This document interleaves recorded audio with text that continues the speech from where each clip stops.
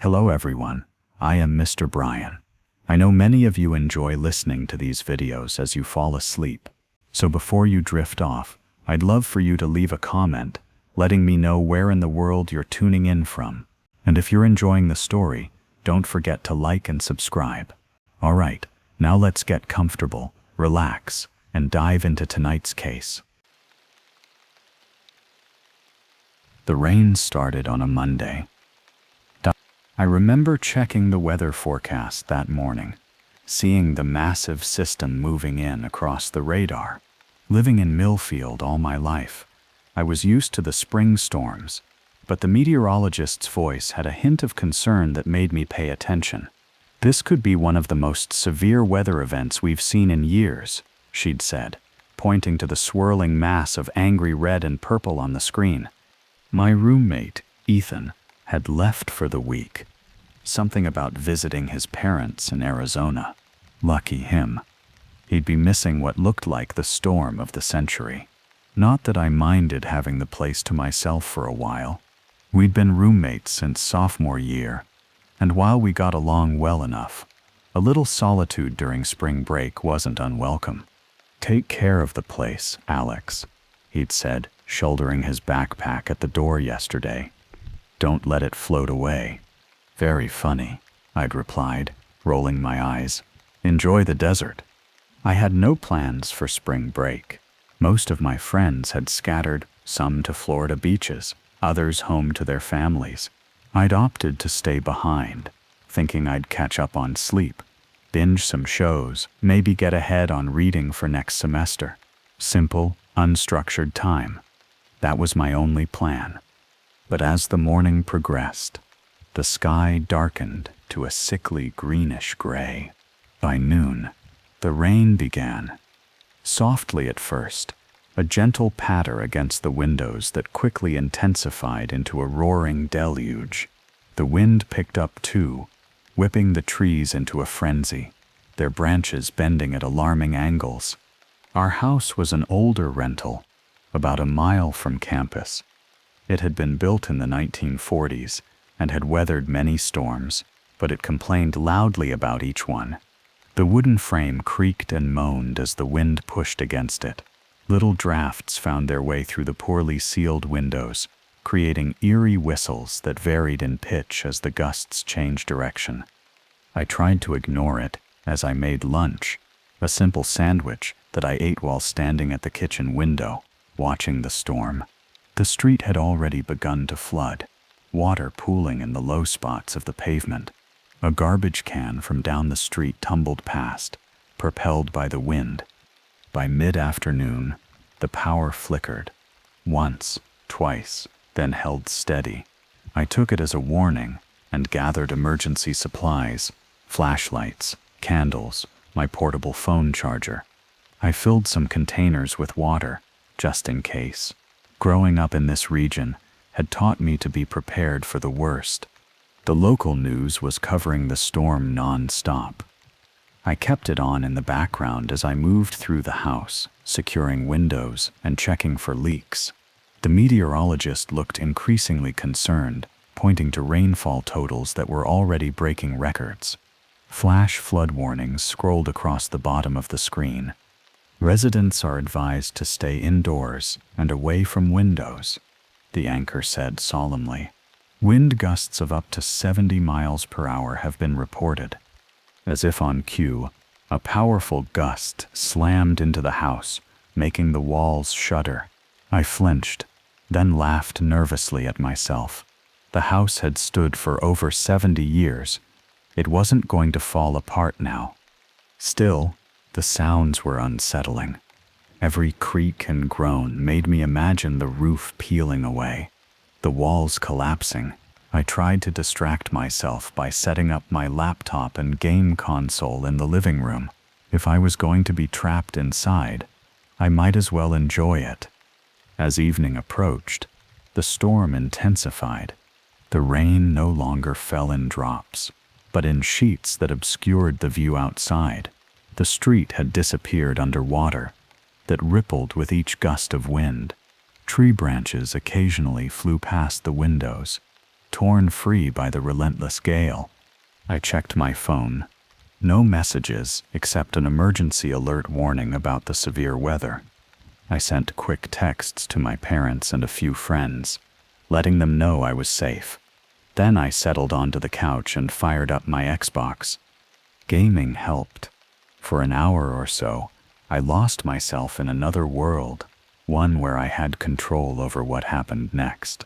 The storm became background noise, still present but less threatening, until the power went out.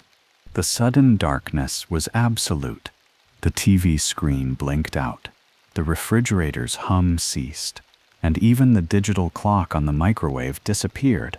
For a moment, I sat frozen, suddenly aware of how loud the storm really was, without any competing sounds from inside the house.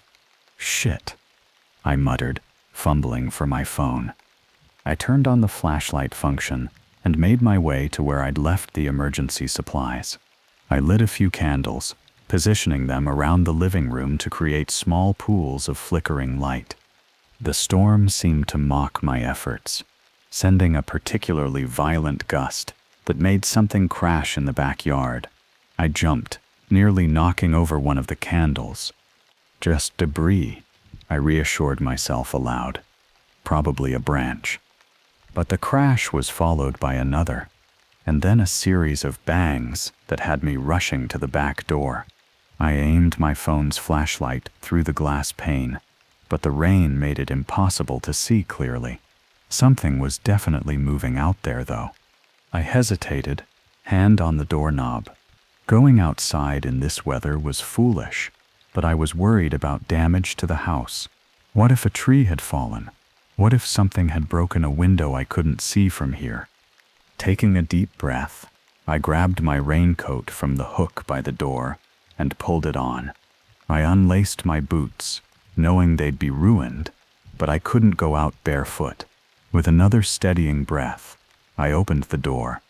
The force of the wind nearly knocked me backward. Rain instantly soaked my face, running into my eyes and making me blink rapidly. I stepped onto the small covered porch, shining my light into the yard. Our patio furniture was strewn across the lawn, the table on its side, chairs scattered in various directions. That explained the crashes. But as I swept my light across the scene, something else caught my attention. At the far edge of the yard, where our property met the line of trees that separated us from the neighboring house, I thought I saw movement. Not the chaotic motion of debris in the wind, but something deliberate. I narrowed my eyes, trying to see through the curtain of rain. For a moment, the beam of my flashlight illuminated what looked like a figure, tall, thin, standing perfectly still despite the raging wind. I froze, the hair on the back of my neck rising. "Hello," I called, my voice instantly swallowed by the howling storm. I swept the light back to where I'd seen the figure, but there was nothing there, just trees bending in the wind, their branches thrashing wildly. A powerful gust sent a lawn chair tumbling toward me. I jumped back, heart racing. This was stupid. I needed to get back inside. Quickly, I dragged the nearest pieces of furniture onto the porch, wedging them against the house where they wouldn't blow away again. The rest would have to wait until morning, or when the storm died down. I retreated inside, locking the door behind me. Water pooled at my feet as I stripped off the soaked raincoat and kicked off my boots. I was shivering, though, whether from cold or adrenaline, I wasn't sure. "Just a tree," I muttered to myself. "Just saw a tree." But as I toweled off my hair and changed into dry clothes, I couldn't shake the image of that figure, standing so still amid the chaos of the storm. It had seemed almost watchful. I tried to push the thought away. My imagination was getting the better of me, fueled by the creepy atmosphere of the empty house and the raging storm. I was alone, it was dark, and my mind was playing tricks. Still, I double-checked the locks on all the doors before returning to the living room. The candles cast long dancing shadows on the walls. Without the TV or internet to distract me, the sounds of the house seemed amplified. Every creak, every rattle of the windows, every whistle of wind finding its way through unseen cracks. I curled up on the couch with a blanket, and my phone, its battery at 84%. I set it to low power mode, knowing I needed to conserve its charge. With nothing better to do, I scrolled through social media, looking at friends' photos from sunnier locations, trying to ignore the growing unease that had settled in my stomach. Around 11, I decided to try sleeping. The storm showed no signs of abating, and sitting alone in the dark was only feeding my anxiety. I gathered up a few candles and made my way upstairs to my bedroom. The second floor was even noisier than the first, the wind seeming to press directly against the walls. My bedroom window rattled continuously, the old frame struggling against the pressure. I set the candles on my dresser, well away from anything flammable, and changed into sweats and a t-shirt. Just as I was about to climb into bed, the doorbell rang. I froze, certain I'd misheard. Who would be out in this weather? Who would be at my door at 11 at night, during a historic storm? The doorbell rang again, unmistakable this time. My heart began to pound. It could be a neighbor in trouble. Maybe someone's house had been damaged, and they needed help. Or maybe emergency services, checking on residents. I grabbed my phone and slowly made my way downstairs, listening intently for any other sounds. Just the storm, as ferocious as ever. At the front door, I hesitated. The peephole would show me who was outside without having to open the door. I took a deep breath and looked through. Nothing, just darkness and rain. I frowned, pulling back. Had they left already? I looked again, adjusting my angle to see more of the porch. Still nothing. Steeling myself, I called out, "Who's there?" No response except the howling wind. I debated what to do.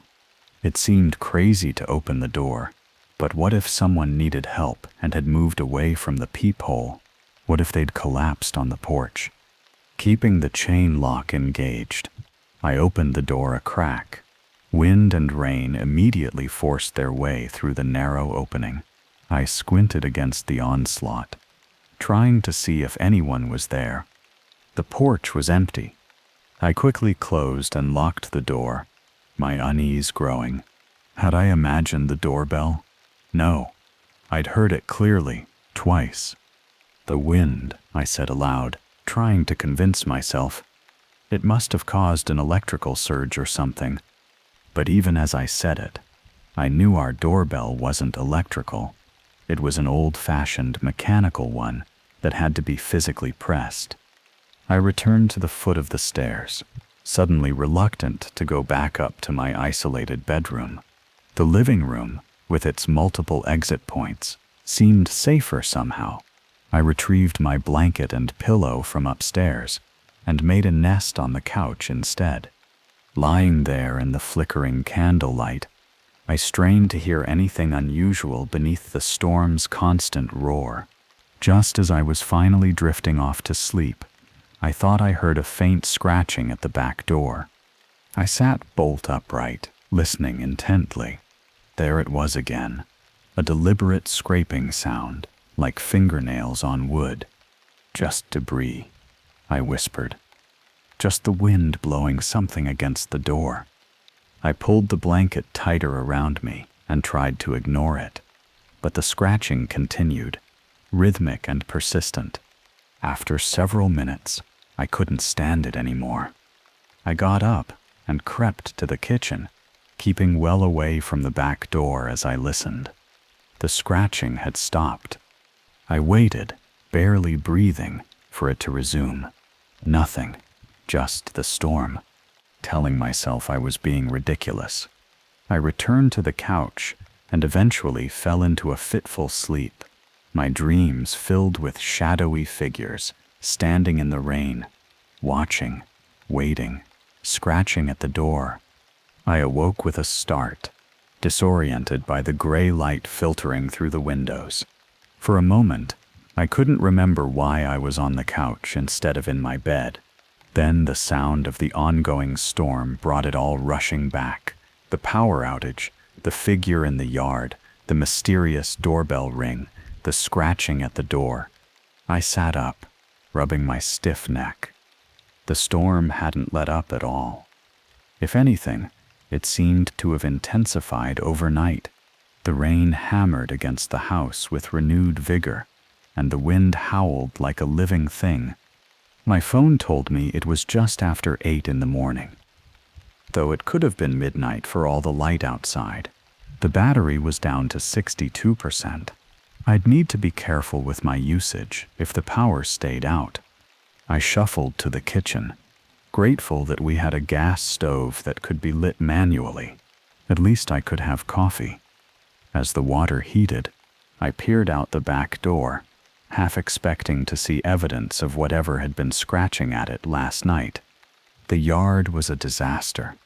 More debris had accumulated overnight. Branches, leaves, someone's recycling bin. Our patio furniture that I hadn't secured was nowhere to be seen. The ground was saturated, water pooling in every depression, but nothing that explained the scratching. I turned away, telling myself again that it had been debris blown by the wind, nothing more. After a simple breakfast of cereal with the last of the milk, which wouldn't last long without refrigeration, I checked my phone for updates. The local news site reported that the storm had stalled over our region and was expected to continue for at least another day, possibly 2. Flash flooding had prompted evacuations in low-lying areas. Several roads were closed due to fallen trees or high water. I texted my parents again, letting them know I was okay, but without power. They responded quickly, urging me to come stay with them if I could safely make the 30-mile drive. I looked out at the flooded street and the trees bending in the wind. No way was I attempting that drive in these conditions. "Roads too flooded," I texted back. "I'm fine here. House is on high ground." That was true enough. Our neighborhood sat on a slight rise.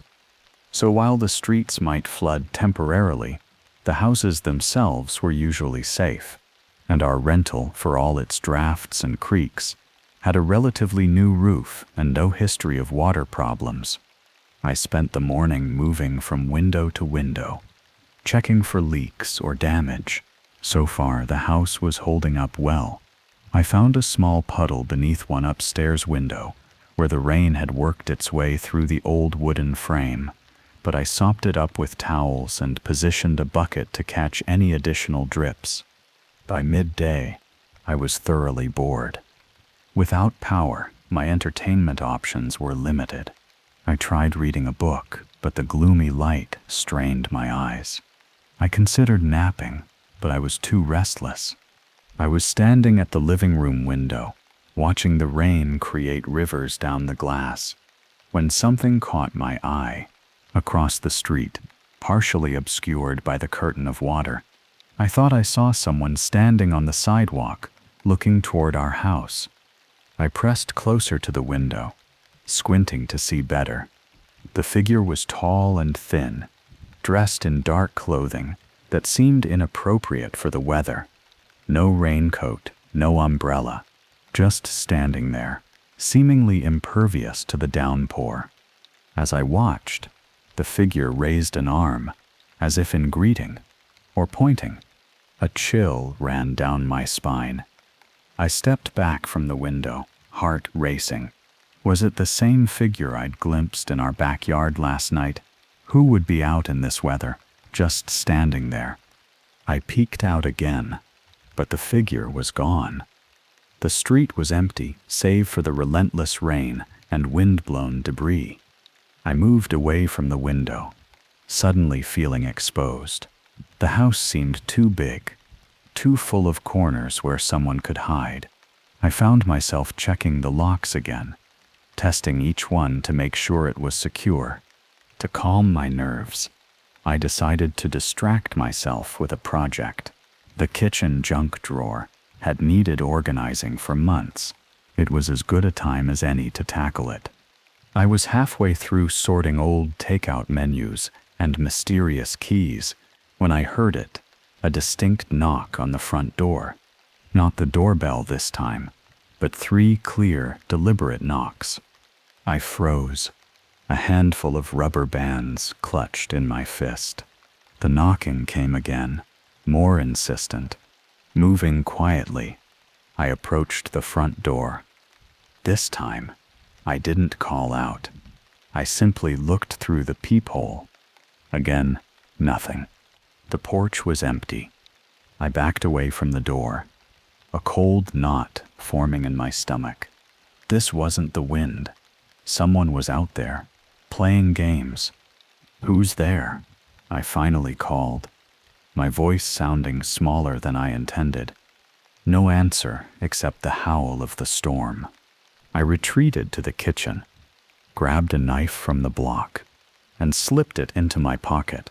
Then, feeling slightly foolish but unwilling to ignore the possibility of danger, I began a methodical search of the house.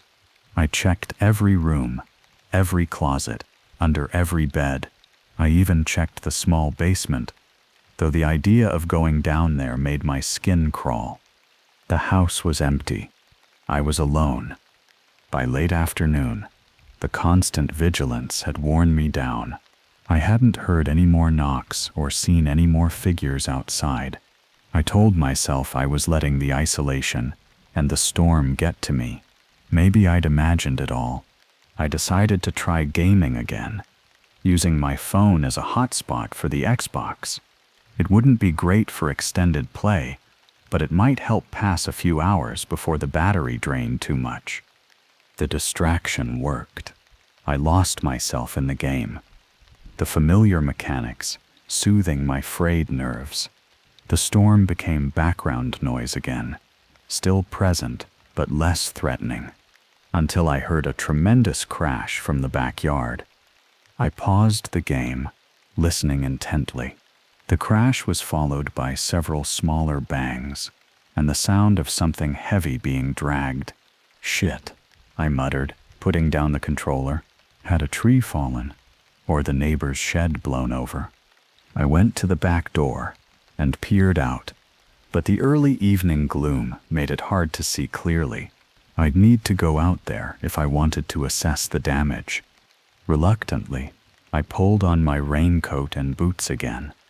This time, I also slipped the kitchen knife into my pocket, telling myself it might be useful for clearing debris, but knowing it was really for my own peace of mind. The moment I stepped outside, I was assaulted by the full force of the storm. The rain stung my face, and the wind threatened to knock me off balance. I switched on my phone's flashlight and swept it across the yard. What I saw made me gasp. A massive tree branch had broken off from one of the old oaks at the edge of our property. It had crashed through our fence and now lay across the yard, its smaller branches still quivering in the wind. I approached cautiously, assessing the damage. The branch was huge, at least 15 feet long and thick as my thigh. If it had hit the house instead of the fence, it could have caused serious damage. As I examined the fallen limb, my light caught something strange. A series of deep gouges in the wood, almost like claw marks. They were too large and regular to be natural. I leaned closer, running my fingers over the rough marks. A sudden gust of wind nearly knocked me down, as if warning me away. I straightened up, sweeping my light around the yard again. That's when I saw it, the figure from before, standing at the edge of the property where the fence had been broken. It was perfectly still despite the raging wind, and though I couldn't make out its face in the darkness, I had the distinct impression it was watching me. "Hey," I called out, the word instantly torn away by the wind. The figure didn't move. I took a step toward it, my hand finding the knife in my pocket. "Who are you? What do you want?" For a long, tense moment, we stood facing each other across the yard, me soaked and trembling, the figure unnaturally still.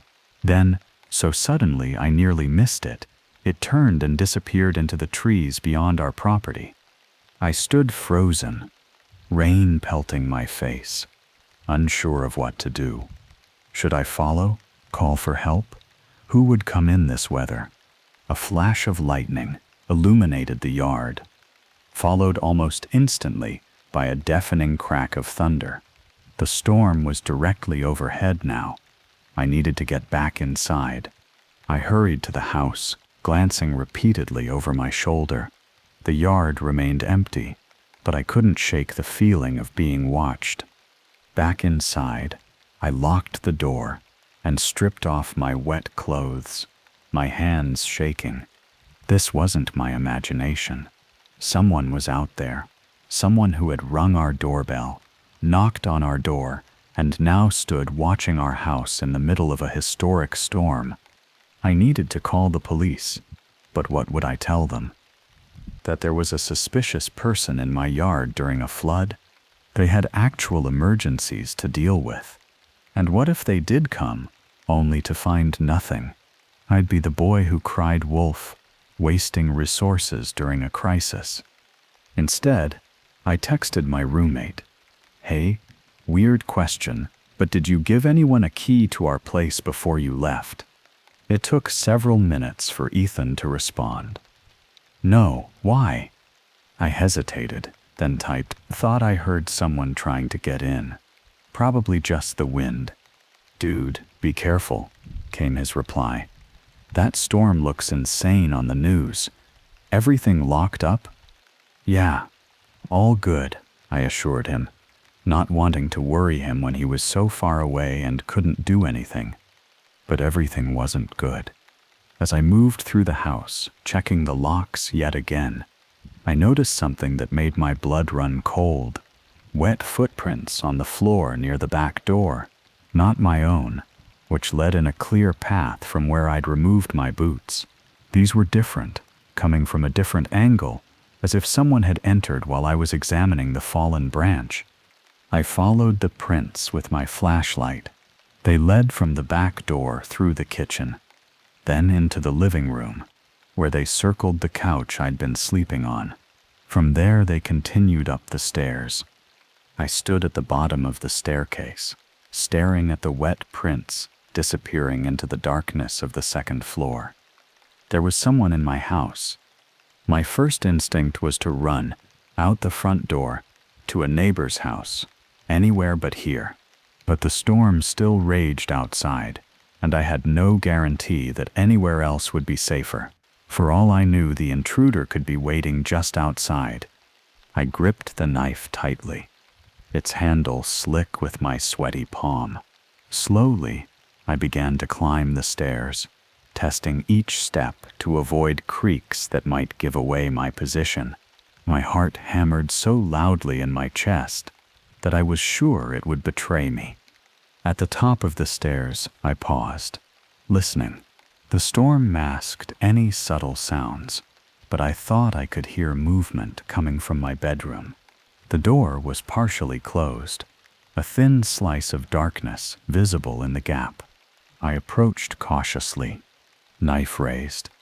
With one swift movement, I pushed the door open wide, holding the flashlight up like a weapon. The room was empty. I checked everywhere, under the bed, in the closet, behind the door. Nothing. Yet the wet footprints clearly led here, ending at my bed. A sickening thought struck me. What if the intruder had been here earlier? What if they'd been watching me sleep last night before I decided to move to the couch? I backed out of the room, unwilling to stay there a moment longer. I checked the other rooms upstairs, Ethan's bedroom, the bathroom, the small office we used for studying, all empty. Back downstairs, I noticed something I'd missed before. The wet footprints didn't just go upstairs. Another set led from the back door to the basement door, which was now slightly ajar. I stared at that door, my mouth dry. I'd checked the basement earlier, hadn't I? Had I closed the door properly? I couldn't remember. The basement in our rental was unfinished. Little more than a concrete cellar with exposed pipes and a single bare bulb that, without electricity, would be useless now. It was the perfect hiding place for someone who didn't want to be found. I stood frozen, weighing my options. I could leave now, make a run for it, despite the storm. I could barricade myself in a room and wait for daylight, or I could confront whoever was in the basement. In the end, my fear of the unknown won out over my fear of what I might find. I needed to know what I was dealing with. Holding the knife in one hand and my phone in the other, I approached the basement door. I pushed it open fully with my foot, illuminating the steep, narrow stairs that led down into darkness. "Hello?" I called, my voice cracking. "I know someone's down there. I've called the police." It was a bluff, but it was all I had. No response came from below, just the distant drip of water and the muffled howl of the storm outside. Taking a deep breath, I began to descend the stairs, moving as quietly as possible. The wooden steps creaked beneath my weight, each sound making me wince. At the bottom, I swept my light around the basement. The space was cluttered with boxes of our stuff, old furniture from previous tenants, and the usual basement detritus, plenty of places for someone to hide. I moved forward cautiously, checking behind each potential hiding spot. The basement wasn't large, but the shadows seemed to shift and move as I passed, playing tricks on my eyes. I had nearly convinced myself the basement was empty when I heard it, a soft scraping sound from behind the old water heater in the corner. I froze, my light fixed on that spot. "I know you're there," I said, trying to sound braver than I felt. "Come out now." The scraping stopped. For a long moment, nothing happened. Then, slowly, a figure began to emerge from behind the water heater. My light illuminated a tall, thin form, dressed in dark, wet clothing. Water dripped from their sleeves onto the concrete floor. Their face was obscured by the shadow of a hood. "Who are you?" I demanded, my voice shaking despite my efforts to control it. "What do you want?" The figure remained silent, head slightly bowed so I couldn't see their face. They stood completely still, like they had in the yard. "Answer me," I shouted, fear giving way to desperate anger. "Why are you in my house?" Slowly, the figure raised its head. As the light hit their face, I stumbled back in shock. It wasn't a face at all, just emptiness where features should be, a void within the hood. Yet somehow, I knew it was looking directly at me. I turned and ran, taking the stairs 2 at a time, my only thought to get away. Behind me, I heard rapid footsteps following, gaining on me. I burst through the basement door and slammed it shut, frantically looking for something to barricade it with. I dragged a heavy side table in front of the door, then backed away, knife held out in front of me. The door rattled violently, as if someone was throwing their full weight against it. The table juddered but held. Again and again the door shook, the sound almost lost in a particularly loud crash of thunder. Then, suddenly, silence. I stood trembling, waiting for the next assault. None came. After what felt like an eternity, I approached the door cautiously, pressing my ear against it. Nothing. No sound except the storm and my own ragged breathing. Had the intruder given up? found another way out? Or were they simply waiting for me to lower my guard? I wasn't going to find out. I retreated to the living room, positioning myself where I could see both the front door and the basement door. I would wait there, knife in hand, until morning. The longest night of my life had just begun. The storm seemed to feed on my fear, growing more intense as the night deepened. Rain lashed against the windows with renewed fury, and the wind found every crack and crevice in the old house, creating an eerie chorus of moans and whistles. The darkness felt alive, pulsing with malevolence. I sat rigid on the edge of the couch, knife clutched in one hand, flashlight in the other. My eyes burned from constantly scanning the shadows, jumping at every creak and groan of the house. The barricaded basement door remained still, but I couldn't shake the certainty that something waited on the other side, biding its time. My phone battery had dwindled to 27%. I'd turned off all non-essential functions, keeping it mainly as a light source and a tenuous connection to the outside world. I'd sent one more text to Ethan. Weird stuff happening, going to neighbors if it gets worse, but hadn't elaborated. What could I say?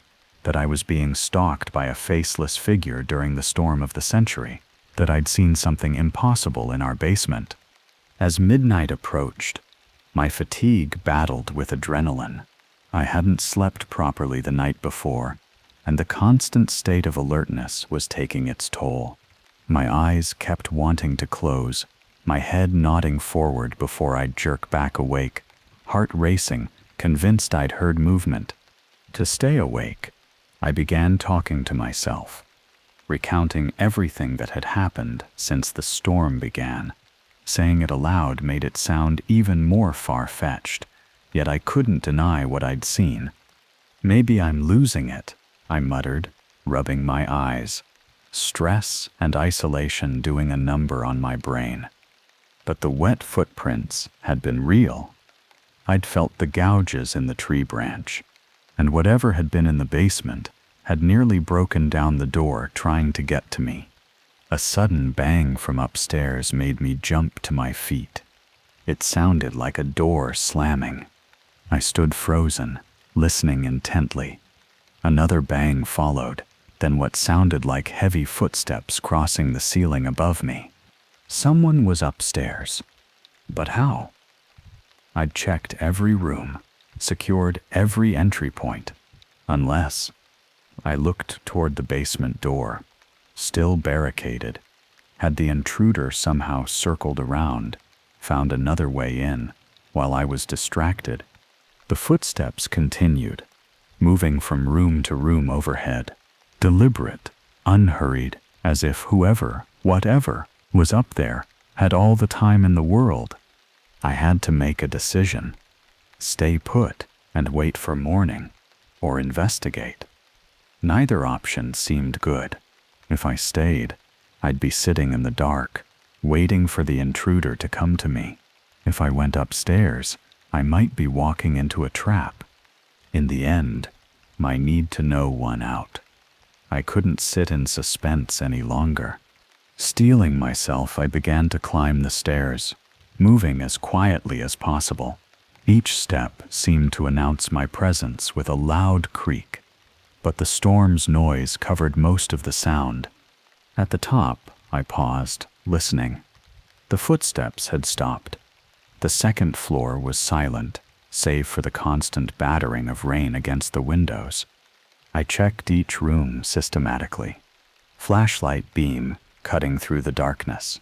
My bedroom was empty, bed still neatly made from when I'd changed the sheets the day before. The bathroom, empty.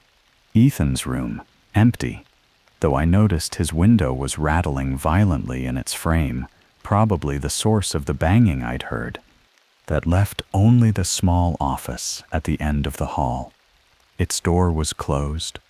I approached cautiously, aware that I was potentially cornering myself. The office had only one exit, the door I was about to open. If something was waiting inside, I'd have nowhere to run. Hand trembling, I turned the knob and pushed the door open, immediately stepping back to give myself room to maneuver. The office appeared empty at first glance. Our desks, our bookshelves, the old futon we kept for overnight guests, all undisturbed. But as I swept my light around the room, it caught something unusual on the window.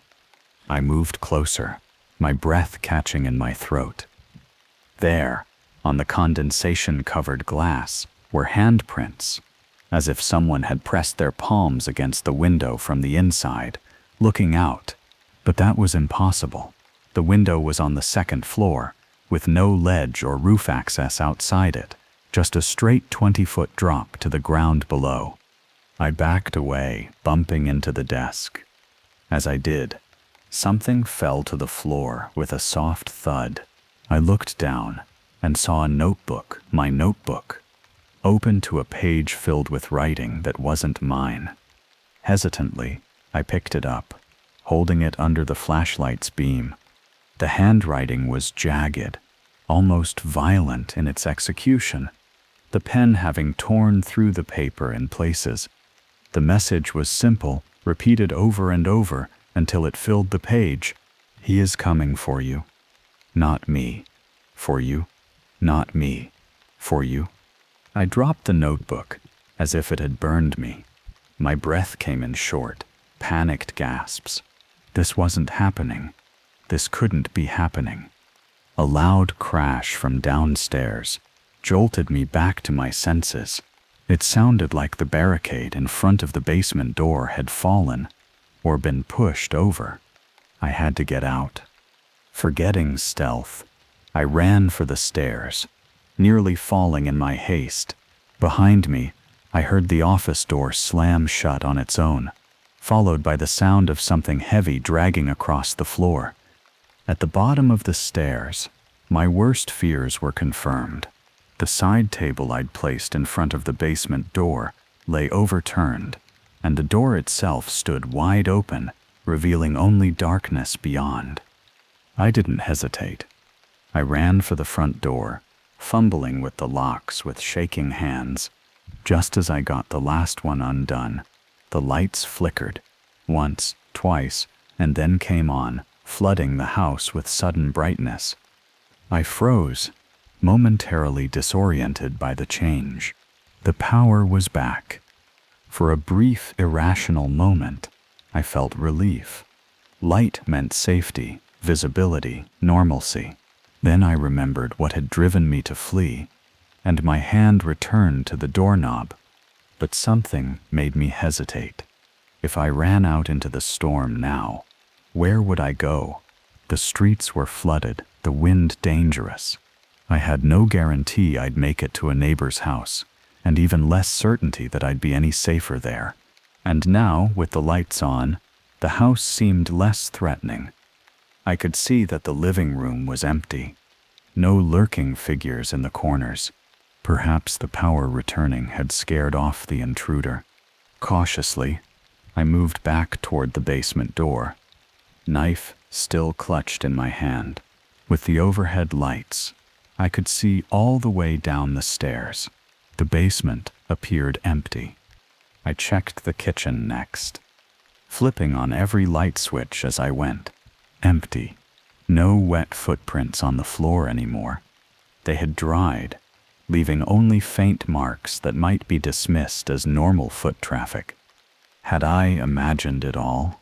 The figure in the yard, the basement intruder, the notebook with its disturbing message? I went back upstairs, turning on lights as I went. My bedroom, the bathroom, Ethan's room, all normal. Finally, I approached the office again. Its door was closed, just as I'd left it initially. Taking a deep breath, I opened it. The room was exactly as it should be. No handprints on the window. My notebook sat on the desk where I always left it. With trembling fingers, I opened it to find only my own neat handwriting, class notes, to-do lists, nothing more. I sank onto the futon, my legs suddenly unable to support me. Had I experienced some kind of stress-induced hallucination? Was I so affected by the storm and isolation that my mind had conjured up an intruder to explain the house's natural noises? It seemed plausible. I hadn't slept well, had been on edge for hours. The human mind was notorious for finding patterns, creating explanations, seeing faces in random shapes. Yet I couldn't shake the visceral memory of the figure in the basement, of the wet footprints leading upstairs, of the message in my notebook. Those hadn't felt like hallucinations. A sudden noise from Ethan's room, like something heavy falling, made me jump. I approached his door cautiously, pushing it open with the tip of the knife. The room appeared normal at first glance. Then I noticed his closet door was ajar, the space beyond it dark despite the overhead light. As I watched, the door slowly opened wider, as if pushed by an unseen hand. "Who's there?" I called, my voice cracking. "I've called the police. They're on their way." No response came from the closet, just stillness, and that yawning darkness that seemed deeper than it should be. I backed out of the room, pulling the door shut behind me. My heart was racing again. My brief moment of rational calm shattered. The lights flickered, and I froze, praying they wouldn't go out again. They steadied, but the momentary dimming had been enough to remind me how precarious my situation was. I needed to get through the night, just until morning, when I could safely leave, drive to my parents' house, put this all behind me. I just needed to survive until dawn. Moving back downstairs, I gathered supplies, more candles in case the power failed again, my phone charger, since electricity had been restored, a bottle of water, and the knife. I chose the living room as my base, with clear sight lines to both the front door and the stairs. I plugged in my phone, grateful to see it begin charging. Then I turned on the TV, needing noise to fill the silence, to drown out the sounds of the house and the storm. The local news was still covering the weather emergency. Flooding had worsened in parts of the city. A tornado had touched down 20 miles south. The reporter looked haggard, as if she'd been on air for hours without rest. I sat on the couch, knife beside me, and tried to focus on the news. The normalcy of the TV, of electricity, of light, helped calm my frayed nerves. Perhaps I had overreacted. Perhaps the stress of the situation had gotten to me more than I realized. As the adrenaline ebbed, exhaustion took its place. My eyelids grew heavy, my thoughts becoming sluggish. I fought to stay awake, pinching myself, pacing the room, splashing cold water on my face. But after hours of hypervigilance, my body was demanding rest. Without meaning to, I dozed off, the sound of the TV blending with the storm into a soothing white noise. I don't know how long I slept. It might have been minutes or hours. I awoke with a start, immediately sensing something was wrong. The power was out again. The TV was silent. The house dark, except for the faint glow of emergency lights from devices throughout the room. Outside, the storm continued unabated, if anything more ferocious than before. But that wasn't what had awakened me. It was the sensation of being watched. I sat up slowly, eyes straining to adjust to the darkness. The living room appeared empty, but I couldn't shake the feeling that I wasn't alone. Moving as quietly as possible, I found my phone. The battery was at 43%. I'd gotten some charge before the power failed again. I turned on the flashlight, sweeping it around the room. Nothing seemed out of place. The front door was still locked. The basement door remained open, the overturned side table where I'd left it. I stood up, intending to check the kitchen, when something caught my eye. a dark puddle on the floor near my feet. As I watched, it grew larger, spreading outward from an unseen source. Water, dripping from somewhere above me. I looked up slowly, dreading what I might see. The beam of my flashlight illuminated the ceiling, where a large wet stain was spreading, water seeping through the drywall. Something was leaking upstairs. I didn't want to go up there. Every instinct screamed at me to stay put, to wait for morning. But if a pipe had burst or the roof had begun to leak, the damage could be extensive. I needed to check. Gathering my courage, I climbed the stairs once more, following the trail of water that now ran down the steps. It led to the bathroom, where light gleamed beneath the closed door, a light I knew I hadn't left on. I approached cautiously, listening.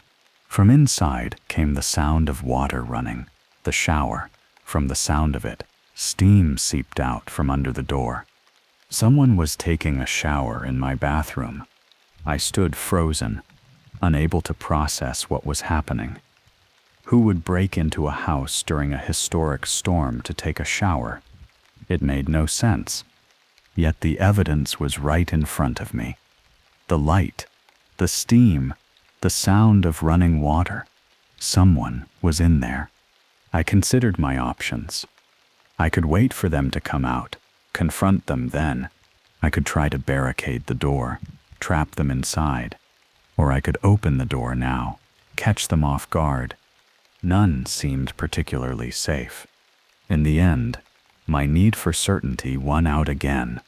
I had to know who, what, was in my bathroom. Raising the knife, I counted silently to 3, then threw the door open. The bathroom was filled with steam, the mirror completely fogged over. The shower curtain was drawn across the tub, a shadowy figure visible behind it. "I've called the police," I said, my voice steadier than I expected. "They're on their way. Come out now." The figure behind the curtain didn't move, but the water continued to run, hot enough to fill the room with steam despite the power being out, which should have been impossible. I said, "Come out," I shouted, fear making my voice crack. Slowly, a hand appeared at the edge of the curtain, pale, dripping with water.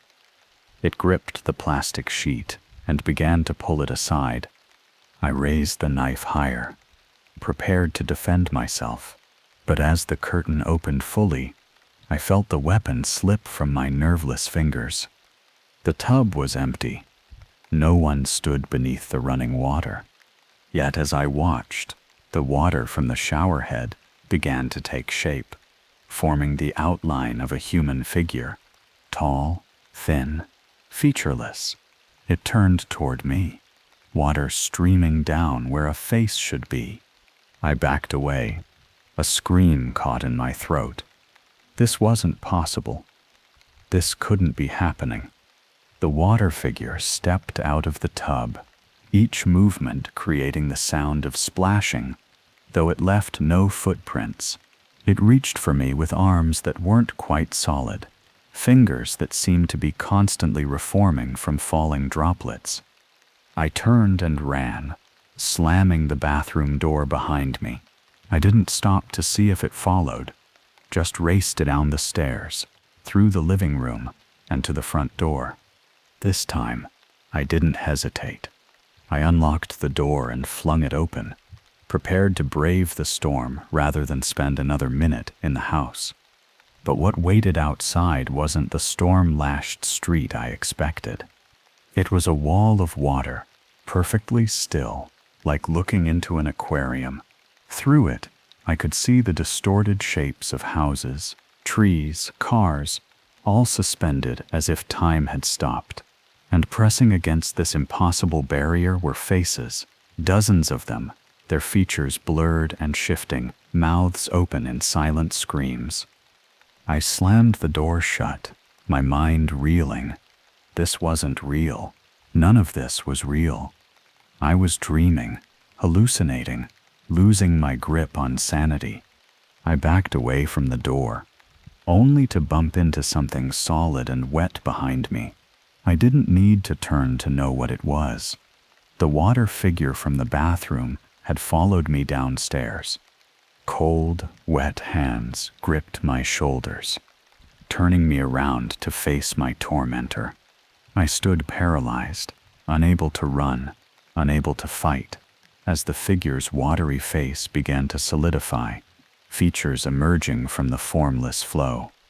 It was my own face staring back at me, but wrong, the eyes too wide, the mouth stretched in an impossible grin, water constantly streaming from every pore. "Who are you?" I whispered, my voice barely audible over the storm. "What do you want?"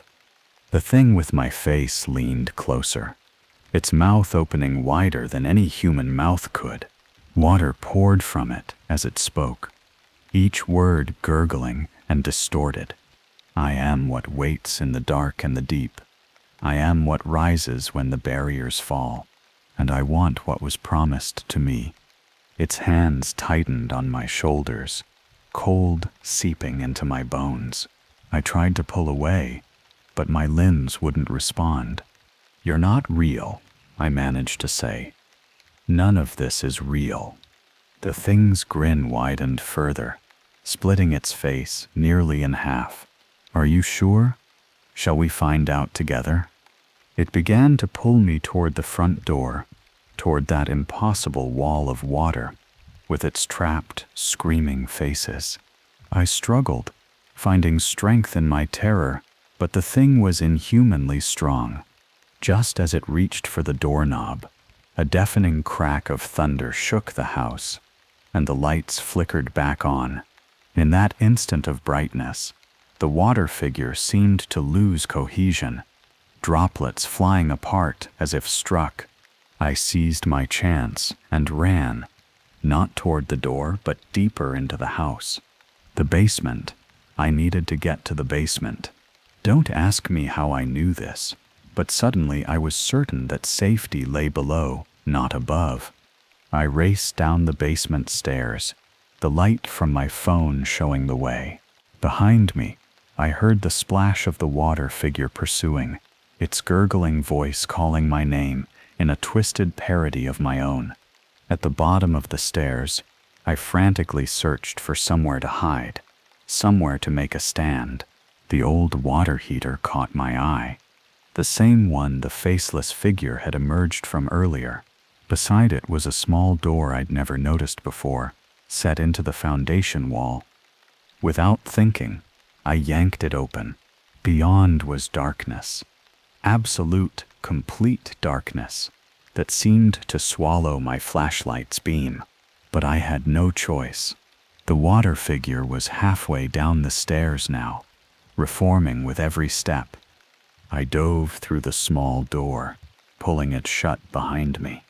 I found myself in a crawl space, barely tall enough to crouch in, the earthen floor damp beneath my hands and knees. I switched off my flashlight, hoping the darkness would hide me. For long minutes, I listened, hardly daring to breathe.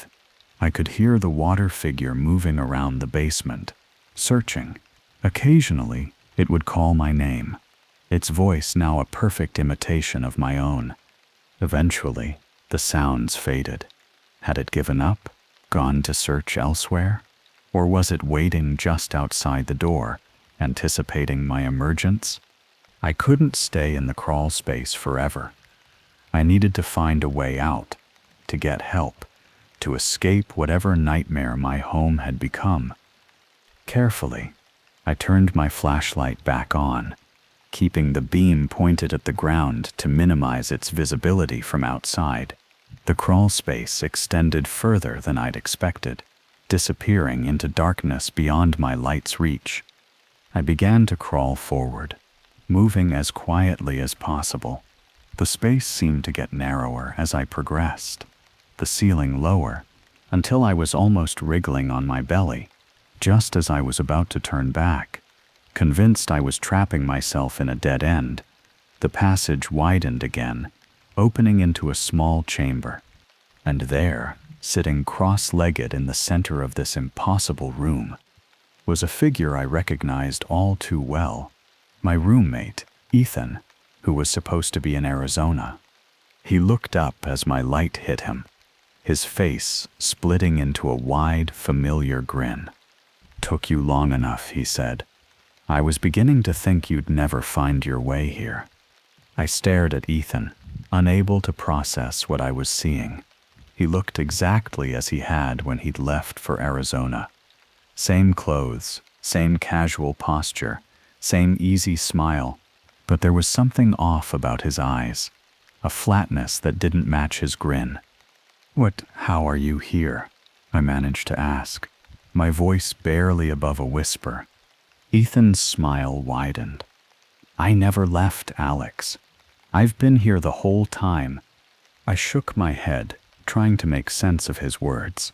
"That's impossible. I saw you leave. You texted me from Arizona." He laughed, the sound echoing strangely in the cramped space. "Did you really see me leave? Or did you just assume I had because that's what I told you would happen?" I thought back, trying to remember. Had I actually watched Ethan walk out the door with his luggage? Had I seen him get into his car and drive away? Or had I simply woken up that morning to an empty house and a note saying he'd left early to beat traffic? "The texts," I began. "Technology makes everything so easy," Ethan said, tapping his pocket where his phone presumably sat. "You can be anywhere you want to be these days. At least, that's what people will believe." My mind raced, trying to connect the dots. "You've been hiding in the house this whole time? Why? What kind of sick game is this?" Ethan's expression shifted, the smile fading into something more serious. "Not a game, Alex. A test. Or maybe ritual is the better word." He gestured around the small chamber we sat in. For the first time, I noticed details I'd overlooked in my shock at seeing him. Symbols drawn on the dirt walls, small objects arranged in patterns on the floor, candles that somehow burned despite the dampness. "What is all this?" I asked, a growing sense of dread building in my stomach. This is the heart of it all. The place where the barriers are thinnest." Ethan leaned forward, his eyes suddenly intense. "Did you ever wonder why I chose this house? Why, out of all the rentals near campus, I insisted on this one?" I hadn't. At the time, I'd been desperate for affordable housing, and grateful when Ethan, who I'd known casually from classes, had offered me the spare room in a house he'd already secured. This house has history, Alex. The kind most people try to forget. Ethan ran his fingers through the dirt floor, drawing shapes I didn't recognize. 3 drownings in 100 years, all during major floods, all unexplained. A chill ran down my spine. "What are you talking about?" "The first was in 1924. A young woman, found in her bed, lungs full of water, though the floodwaters never reached the 2nd floor. The second, in 1965, a man discovered in his basement, drowned, though the water was only ankle deep. And the most recent, 1998, a college student, not unlike ourselves, found in the bathtub during a storm much like this one." I swallowed hard. "Why are you telling me this?" Ethan's smile returned, but there was no warmth in it. "Because history repeats itself, Alex, and it's about to repeat again."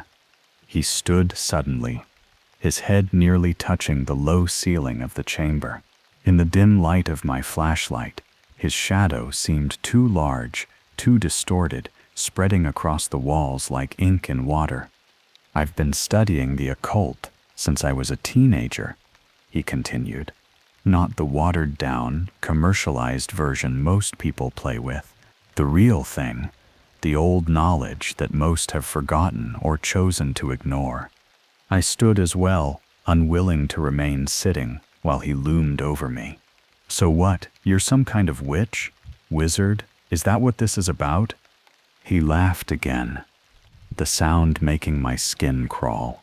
Those are children's terms. I'm a seeker, a summoner, one who understands that power has a price, and who is willing to pay it. With my life, I asked, anger finally breaking through my fear. Is that why you set all this up? The figure in the yard, the footprints, the thing in the bathroom. To what? Scare me to death. Ethan shook his head, almost looking disappointed. You still don't understand. I didn't create those things, Alex. I simply opened the door and invited them in.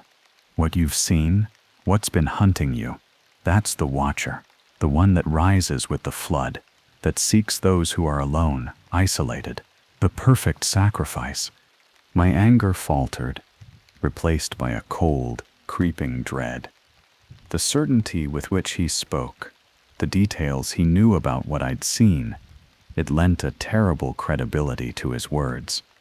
You're insane, I said, but my voice lacked conviction. Am I? You've seen it, Alex. You've felt its presence. You know something impossible has been happening in this house. Ethan stepped closer, his eyes reflecting the flashlight beam like an animal's. The storm was the catalyst, the trigger I've been waiting for. When the waters rise, the barriers between worlds thin, the Watcher can cross over, but it needs a guide, a doorway. And that's you? I asked, backing away until I felt the dirt wall behind me. No. Ethan's smile was almost gentle now. That's you. I shook my head, refusing to accept what he was saying. I never agreed to any of this.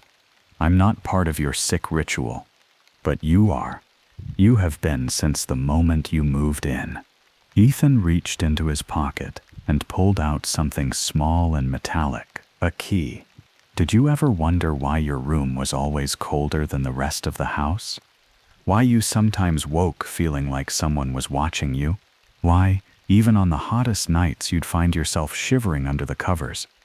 I had noticed those things, but had attributed them to the house's age, its poor insulation, my own tendency to anxiety. Never had I considered. Your room was prepared long before you arrived, Alex. Sigils under the floorboards, symbols hidden in the patterns of the wallpaper, salt lines beneath the baseboards, not to keep things out, but to keep them focused on you. A sudden clarity washed over me, connections forming that I'd been too blind or too frightened to see.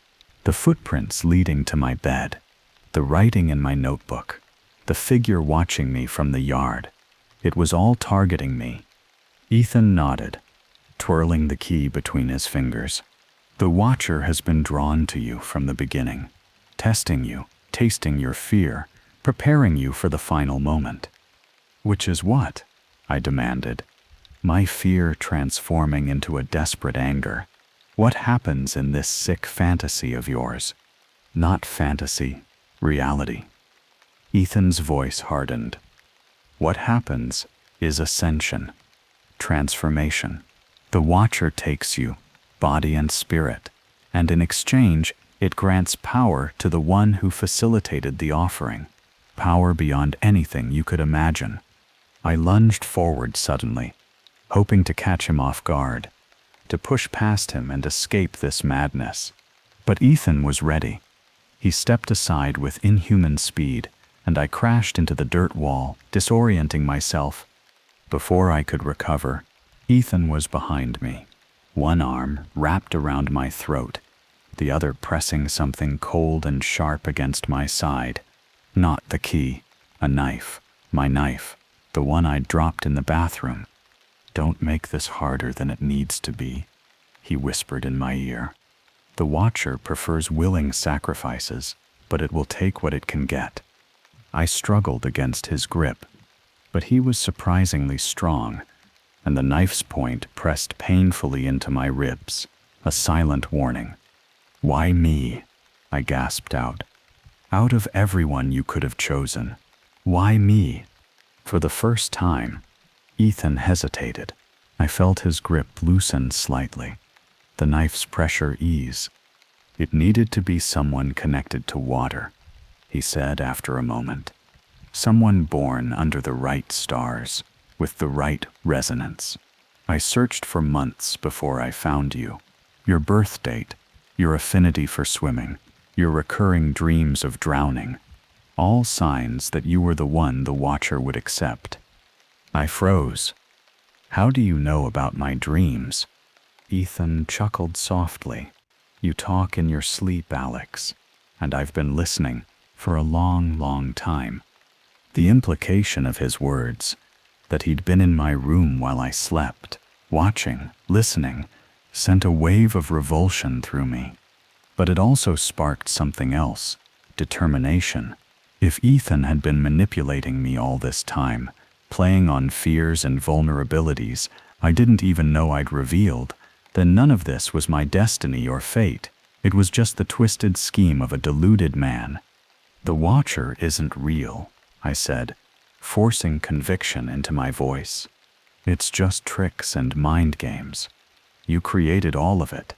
The figure in the yard, the footprints, the bathroom scene. Probably pumped some kind of hallucinogen into the house to make me more susceptible. Ethan's laugh was genuine this time, almost delighted. Is that what you need to believe? That this is all some elaborate hoax? The human mind is remarkable in its ability to deny what it doesn't want to see. In one swift movement, he spun me around to face him, the knife now pressed against my throat. But denial won't save you, Alex. Nothing will. The storm has peaked, the flood has risen, and the Watcher is waiting. He began to push me backward, toward the far end of the chamber, where I now noticed another door, smaller, cruder than the one I'd entered through, little more than a hole in the dirt wall. What's through there? I asked, though I feared I already knew. The final threshold, Ethan replied. The place where you'll meet the Watcher in its true form, not the shadows and reflections you've glimpsed so far. I planted my feet, resisting his push. And if I refused to go? The knife pressed harder, drawing a warm trickle of blood. Then I'll have to help you through. One way or another, you will meet the Watcher tonight. My mind raced, searching for options.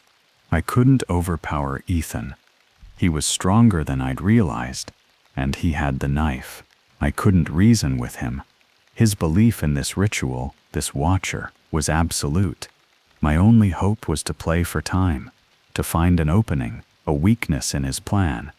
Let me understand, I said, forcing my voice to remain calm. This Watcher, it wants me as a sacrifice, and in exchange, it gives you power. What kind of power? Ethan's eyes gleamed with fervor, the kind that reshapes reality, that bends probability and circumstance to your will, the kind that makes you more than human. And the others?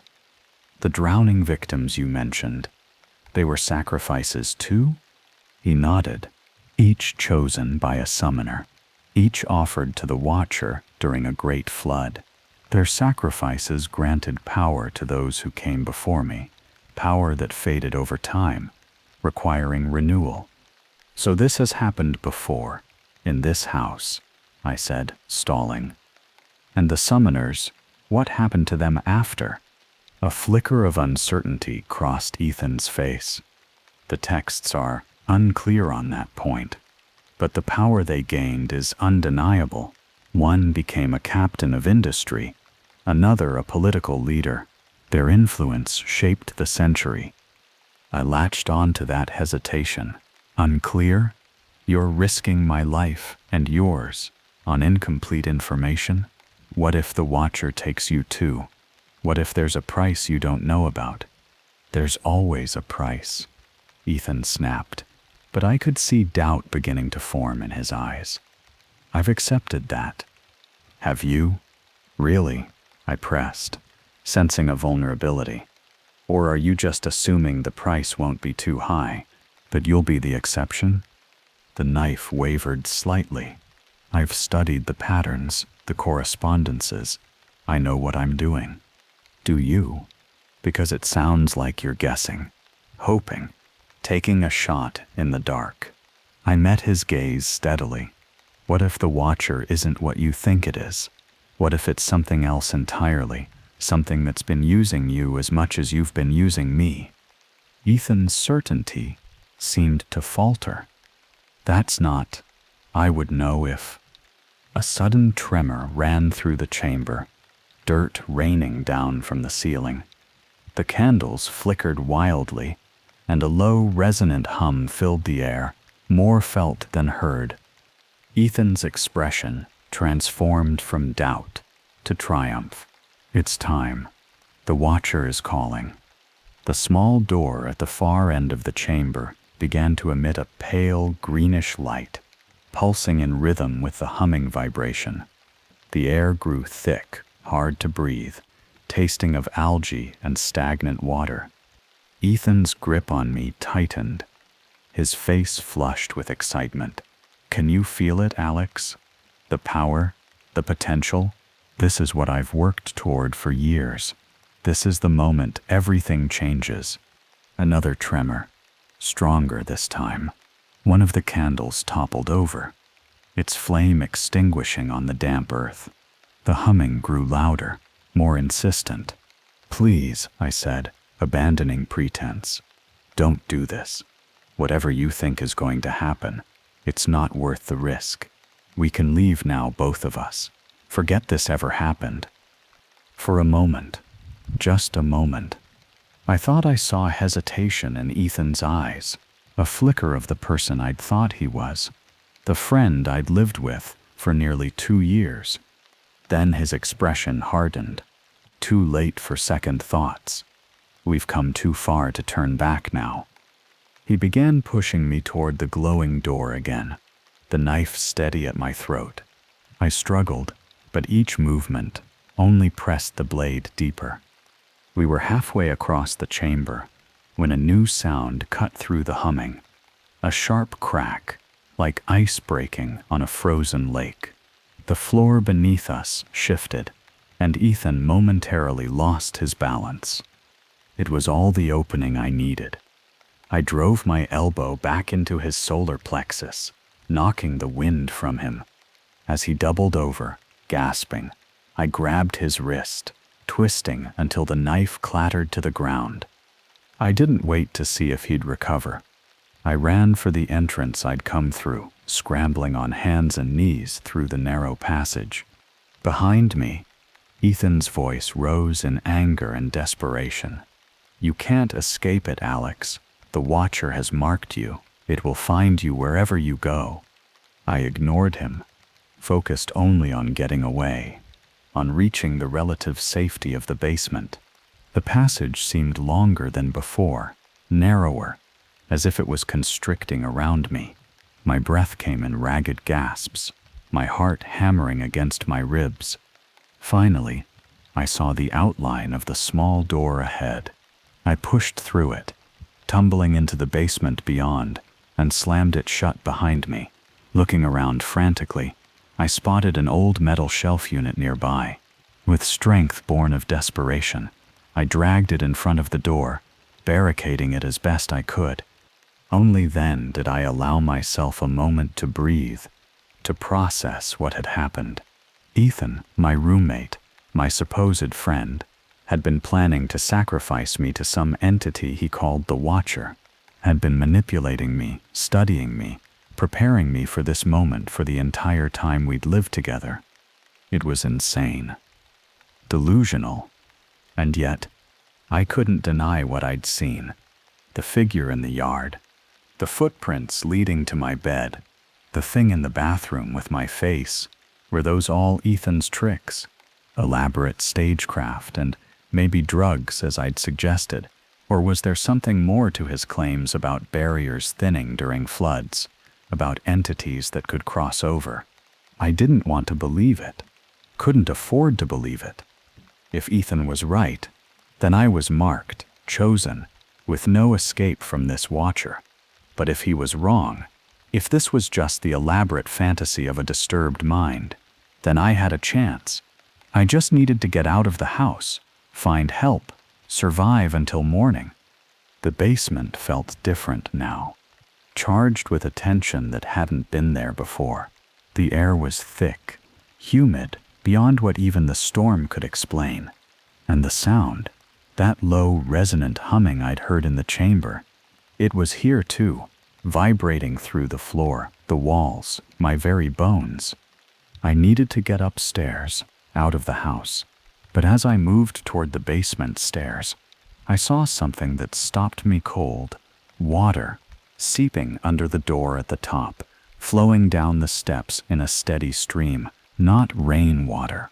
This was different, darker, thicker, moving with a deliberate slowness that defied gravity. And in that moment, I knew with terrible certainty that Ethan hadn't been entirely wrong. There was something in the house with us, something that had been watching, waiting, something that was coming for me now. I backed away from the stairs, looking frantically for another exit. The basement had a small window near the ceiling, designed for ventilation rather than escape, but it might be big enough if I could reach it. I began stacking boxes, creating a makeshift ladder. The water continued to flow down the stairs, pooling on the concrete floor, spreading outward in an expanding circle. And within that dark water, I thought I could see shapes moving, elongated, fluid forms that undulated just beneath the surface. My improvised tower of boxes reached just high enough for me to grasp the window frame. I began working at the rusty latch, my fingers slipping on the corroded metal.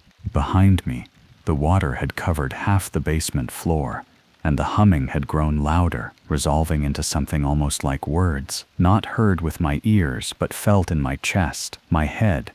Finally, the latch gave way. I pushed at the window, relief flooding through me as it swung outward. Outside was the storm. Yes, but also freedom, escape from whatever was happening in this house. I was halfway through the narrow opening when I heard Ethan's voice, unnaturally loud and clear, despite the barricaded door and the storm's din. Running only makes it hunger more, Alex. The longer you flee, the worse it will be when it finally catches you. I ignored him, squeezing through the window into the rain-lashed night. The storm was as fierce as ever, the wind nearly knocking me over as I stumbled to my feet. The yard was a swamp, water up to my ankles, debris floating everywhere. I oriented myself quickly. The street would be to my right, the neighbor's house directly ahead. I began slogging through the water, fighting against the wind, each step an effort. Behind me, I heard a crash, the basement window shattering outward. I didn't look back, didn't want to see what might be emerging. I just ran, as best I could through the water and wind, toward what I hoped was safety. The neighbor's house loomed ahead, its windows dark. I reached their front door and began pounding, shouting to be heard over the storm. No response. Either they weren't home, or couldn't hear me over the wind's howl. I tried the door, locked. The windows too. Desperation mounting. I moved to the next house, then the next, finding each one either empty or sealed against the storm. Where was everyone? Had the area been evacuated while I was trapped in my own nightmare? I stood in the middle of the flooded street, rain pelting my face, uncertain where to go next. The water was rising rapidly, already halfway up my calves. The current was getting stronger too, tugging at my legs, threatening to sweep me off my feet. Then, through the curtain of rain, I saw headlights approaching slowly, a vehicle moving cautiously through the flood. Help! I waded toward it, waving my arms frantically, shouting though I knew I couldn't be heard over the storm.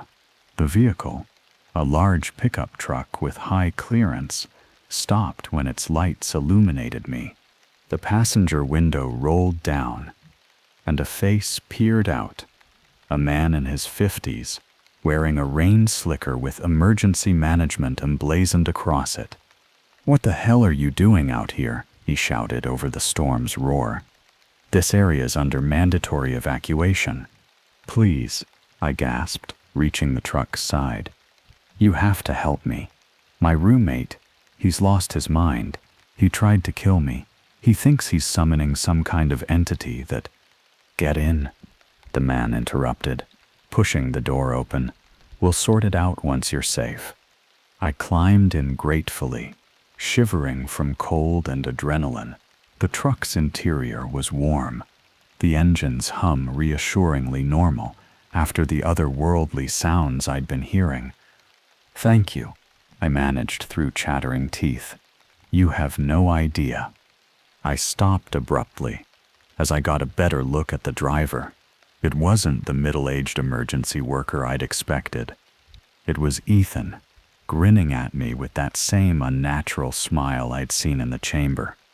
"You're right," he said, his voice eerily calm. "He has no idea." I lunged for the door handle, but it was too late. The locks engaged with an electronic click, and the truck surged forward, water spraying from its tires as it accelerated down the flooded street. "How?" I began, looking wildly between Ethan and the emergency worker, who sat motionless, staring straight ahead. "I told you," Ethan said, never taking his eyes off the road. "The barriers are thin tonight. Reality is flexible, especially for those who know how to manipulate it." The emergency worker turned slowly to face me. His features were slack, empty, like a doll's, and from his mouth, nose, and eyes, water began to flow. Dark, brackish water that spilled down his chin, soaking his uniform. I pressed myself against the door, as far from the horrific sight as possible. "What have you done to him?" "Me? Nothing." Ethan's smile widened. The Watcher, on the other hand, well, it needed a vessel, something to help retrieve its chosen sacrifice. The truck turned sharply, heading not away from our neighborhood but back toward it, toward our house. I pulled desperately at the door handle, kicked at the window, but nothing budged. "Don't waste your energy," Ethan advised. "The ritual has already begun. The Watcher has manifested. All that remains is the final offering." The emergency worker, or whatever was wearing his form, began to change, its features melting like wax, its body swelling and shifting beneath the uniform. Water continued to pour from every orifice, pooling on the seat, the floor, rising around my feet. I tried to suppress my rising panic, to think clearly despite the horror surrounding me. There had to be a way out, a flaw in Ethan's plan, a weakness in whatever force he'd unleashed. "If the Watcher is so powerful," I said, fighting to keep my voice steady, "why does it need you at all? Why the elaborate setup? Why not just take what it wants?" Ethan's hands tightened on the steering wheel. "There are rules, boundaries. The Watcher can only fully manifest when invited, when a doorway is opened willingly." "And you opened that door," I said, pieces clicking into place, "which means you can close it." For the first time, uncertainty flickered across Ethan's face. "It's not that simple. Once the Watcher has been called, the ritual must be completed. There's no turning back." "There's always a choice," I insisted, seizing on his doubt. "Whatever this thing is, whatever it's promised you, it's not worth it. You can still stop this, Ethan. You can still do the right thing." The truck slowed as we approached our house, which looked different now, darker, more imposing, surrounded by water that seemed to be flowing toward it rather than away, as if the building were a drain pulling everything inward. "The right thing," Ethan repeated, his voice distant. I've spent so long planning this, studying, preparing, given up so much. And you think I should just walk away? And you think I should just walk away? Yes, I said simply. Before it's too late. Before whatever price you're not seeing comes due. Ethan stopped the truck in front of our house, the engine idling. For a long moment, he sat in silence, staring at the building that had been our home and was now something else entirely. Finally, he turned to me, and I saw genuine conflict in his eyes. What if you're wrong? What if this is exactly what it appears to be? My one chance at power, at transcending the ordinary? And what if you're wrong? I countered. What if the Watcher isn't offering power but taking it? What if all those summoners you mentioned didn't gain influence but lost themselves? The thing that had been the emergency worker was changing more rapidly now, its form becoming less human with each passing second. Water filled the truck's cabin, rising to our knees, our waists. Ethan seemed not to notice, lost in his internal struggle. I've come too far. Ethan, I said urgently, the water now reaching my chest. Whatever you think this will give you, it's not worth the cost. Not just my life, yours too. Because I don't think the Watcher distinguishes between summoner and sacrifice in the end. I think it takes what it wants and leaves nothing behind. Something shifted in his expression. Realization, perhaps, or the final crumbling of a delusion long maintained. He looked at the rising water, at the monstrosity the emergency worker had become, and I saw fear in his eyes for the first time. How do we stop it? He whispered. We leave, I said, now, together, get as far from this house as we can. Ethan shook his head. It's not that simple. The Watcher has manifested. It won't just go away because we run. The water was at our necks now. The truck's cabin nearly filled. The thing beside us had almost completely dissolved, its form merging with the rising flood. Then we have to confront it, I said, the words coming from someplace I didn't recognize, a certainty I hadn't known I possessed. Not as summoner and sacrifice, but together. Reject it, deny it, close the door you opened. Ethan looked doubtful, but as the water covered our mouths, forcing us to tilt our heads back for final breaths, he nodded once. Then the flood took us, the truck's cabin completely submerged. But instead of drowning, I felt a strange shift. The water around us seemed to solidify, becoming a tunnel, a passage leading directly to our house. Ethan grabbed my arm, pulling me through this impossible corridor. We weren't swimming so much as being drawn forward, carried by a current that seemed to have its own intelligence, its own purpose.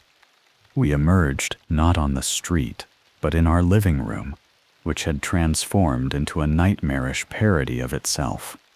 The walls wept water, the furniture floated and twisted into unnatural shapes, and at the center of it all stood a figure that I recognized with visceral dread, the Watcher in its true form.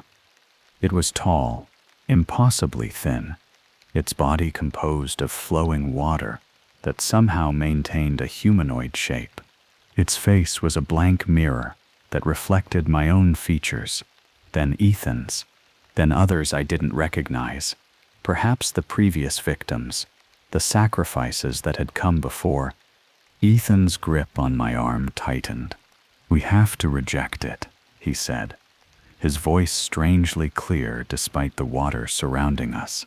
Together, deny its claim on both of us. The Watcher extended a fluid arm toward us, its mirrored face rippling with what might have been anticipation or hunger. The humming sound I'd heard before filled the room, resolving into words that bypassed my ears and spoke directly to my mind. Come, join, become. I felt a pull, an almost irresistible urge to step forward, to surrender to whatever transformation the watcher offered. Beside me, Ethan trembled with the effort of resistance. "No," I said, the word taking all my strength. "You have no claim on me, on either of us. We reject you. We deny you entry. We close the door." The watcher's form shuddered, ripples of disturbance running through its watery body. It reached again, more insistently this time. Promised, summoned, bound. "I renounce the summoning," Ethan said, his voice gaining strength. "I withdraw my invitation. I close the passage I opened." The watcher's reaction was immediate and violent. Its form expanded, water lashing out like whips, the house shaking around us. The humming became a howl of rage that threatened to split my skull. "Cannot, will not, mine."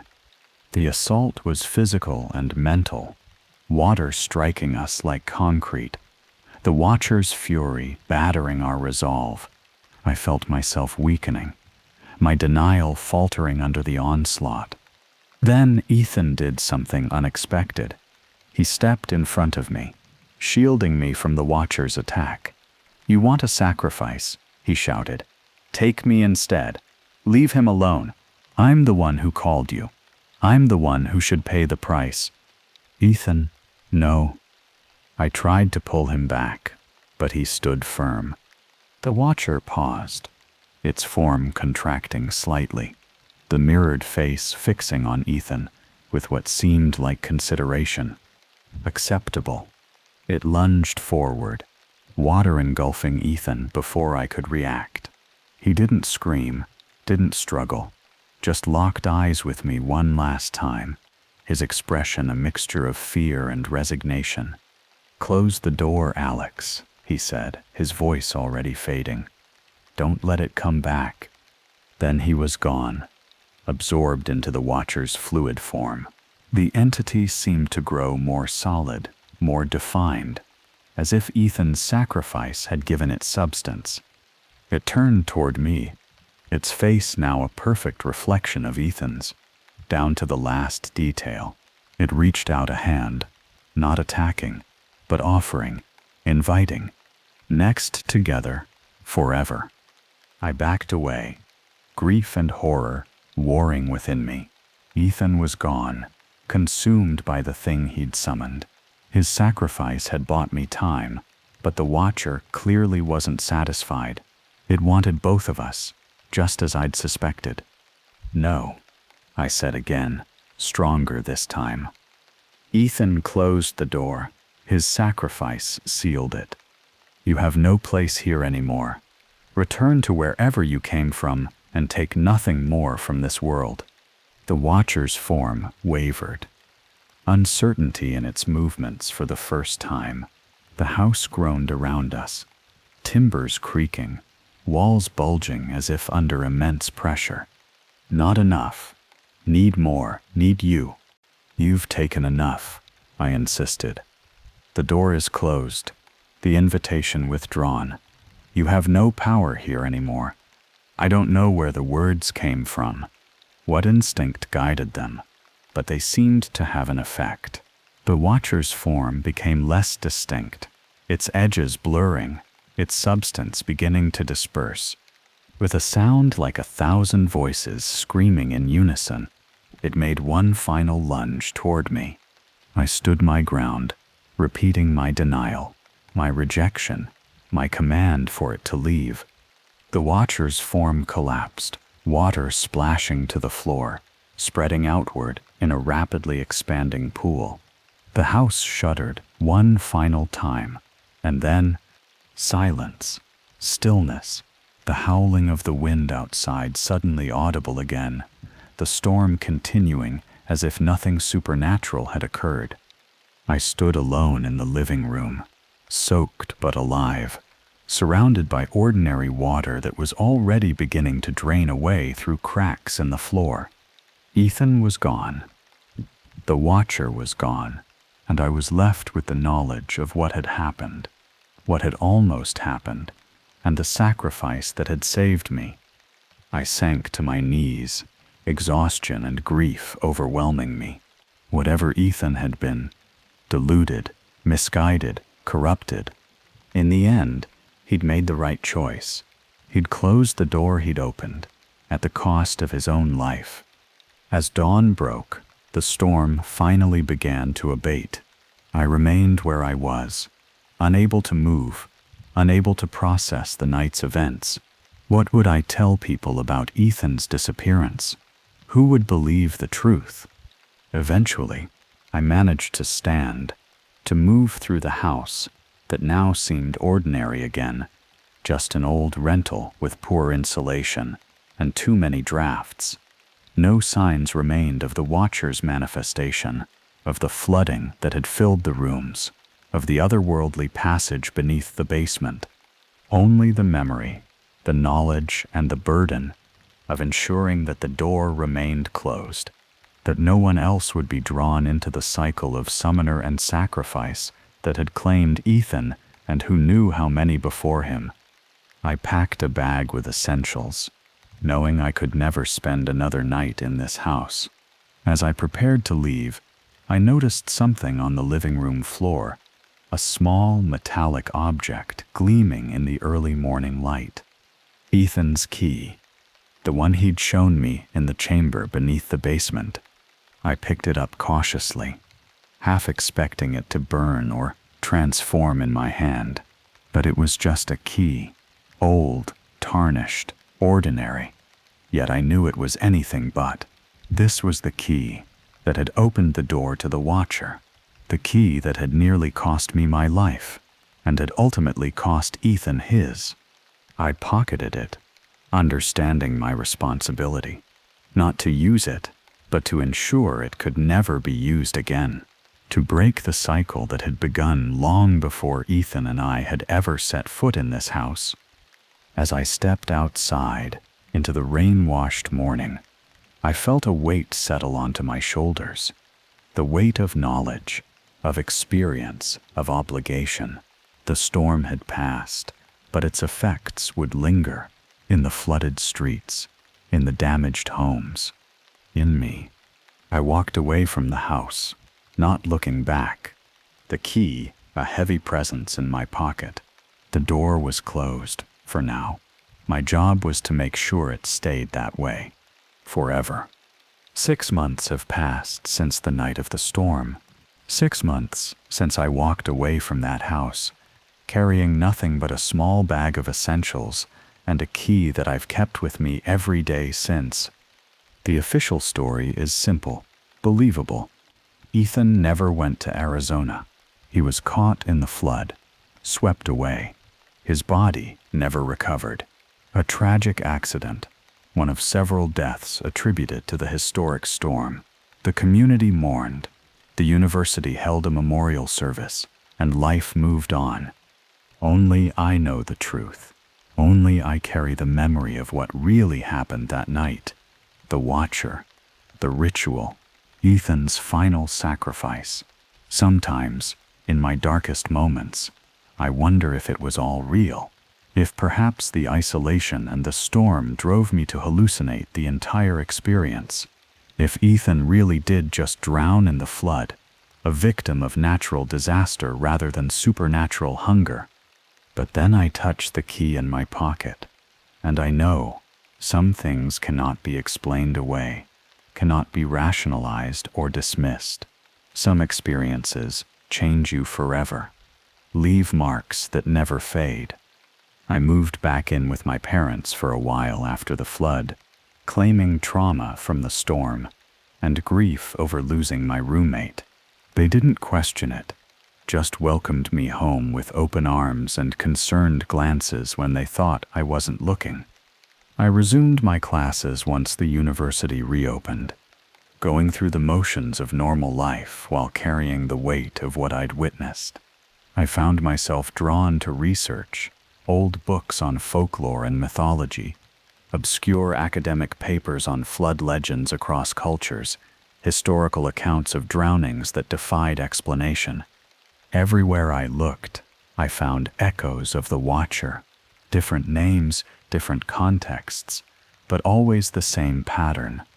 Rising waters, thinning barriers, a hungry entity that fed on fear and sacrifice, and always behind it all, someone opening the door. Someone who thought they could control forces beyond human understanding. I tracked down records of the previous drownings in our house, 1924, 1965, 1998, and began investigating the circumstances surrounding each. Patterns emerged, connections I might have dismissed as coincidence before experiencing the Watcher firsthand. Each victim had a roommate or close associate who disappeared shortly after the drowning, never to be seen again. Each incident occurred during historic floods, and each was preceded by reports of strange occurrences, unexplained noises, mysterious figures seen on the property, wet footprints where there should be none. The cycle was clear. Now, repeating roughly every 30 years, a summoner finds the key, or perhaps the key finds the summoner, opens the door during a major flood, offers a sacrifice to the Watcher, and is ultimately consumed themselves. The door closes until the next time, the next flood, the next pair of summoner and sacrifice. Except this time, something different happened. This time, the sacrifice survived. The summoner closed the door with his own life, and I walked away with the key. I've spent months trying to determine what to do with this knowledge, with the responsibility I never asked for but cannot escape. The key cannot simply be thrown away or destroyed. I've tried both, only to find it back in my possession within days, appearing in my pocket or on my nightstand as if it had never left. So I've made a decision. If I cannot destroy the key, I will ensure it can never be used again. I've researched methods of containment, of binding, of sealing away objects of power. I've traveled to consult with experts in fields most would consider fringe or occult, seeking any wisdom that might help me break the cycle once and for all. Today I stand at the shore of Lake Superior, the deepest and coldest of the Great Lakes. In my hand is a small lead box, sealed with symbols from a dozen different protective traditions. Inside the box is the key, wrapped in cloth inscribed with words of binding and containment. The lake stretches before me, vast and ancient, its depths largely unexplored. If any body of water can hold the key, keep it from finding its way back to human hands, perhaps it is this one. I take a deep breath, feeling the weight of the box in my palm. This isn't a perfect solution. Perhaps nothing would be, but it's the best I can do with the knowledge I have. The key will be separated from the house, from any potential summoner, buried in the silt at the bottom of a lake too deep and too cold for casual exploration. With a final prayer to whatever benevolent forces might be listening, I hurl the box as far as I can. It arcs through the air, catching the light for a moment, before plunging into the dark water with barely a splash. Ripples spread outward, then fade, leaving the surface calm and unbroken. Is it enough? I don't know, but I've done what I can to ensure the Watcher remains trapped on the other side of the door, unable to cross over again. As I turn to leave, I notice something that stops me cold. A wet footprint on the rocky shore, too large to be my own, and another beside it, and another, leading away from the lake into the trees beyond. For a moment, I consider following them, driven by the same need for certainty that led me into the basement that night. But wisdom prevails over curiosity. Some trails should not be followed. Some questions are better left unanswered. Instead, I walk in the opposite direction, back toward my car, back toward the life I've been trying to rebuild. The footprints are a reminder, a warning perhaps, that the story isn't over, that the Watcher, or something like it, may still be out there, waiting for another door to open. but not through me, and not with that key. As I drive away from the lake, a heavy rain begins to fall, drumming on the roof of my car. I turn the wipers on, watching them sweep away the droplets that distort my vision.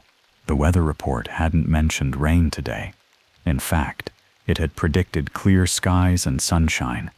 I glance at the lake in my rearview mirror, suddenly uneasy. The surface that had been calm moments ago is now choppy with waves, as if something beneath is stirring. A chill runs down my spine, and I press harder on the accelerator, putting distance between myself and the water. The rain intensifies, sheets of it obscuring the road ahead.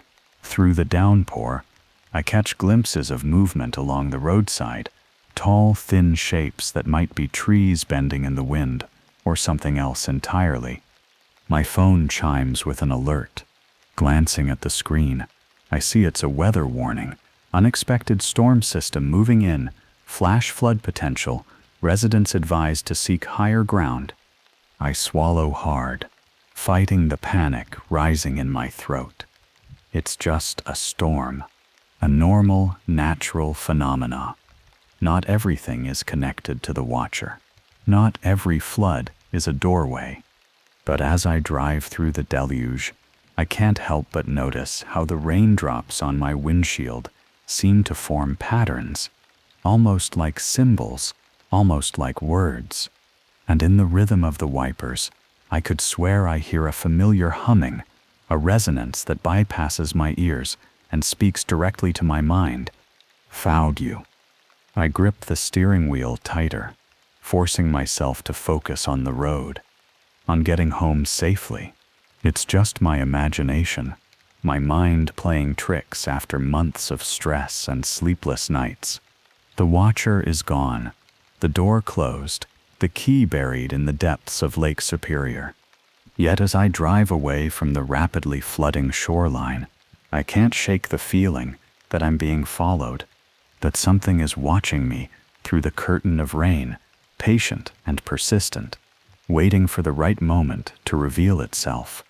And in my pocket, where I know with absolute certainty there was nothing before, I feel a familiar weight, a small, cold presence that shouldn't be possible. The key has returned. The cycle continues, and the storm is just beginning.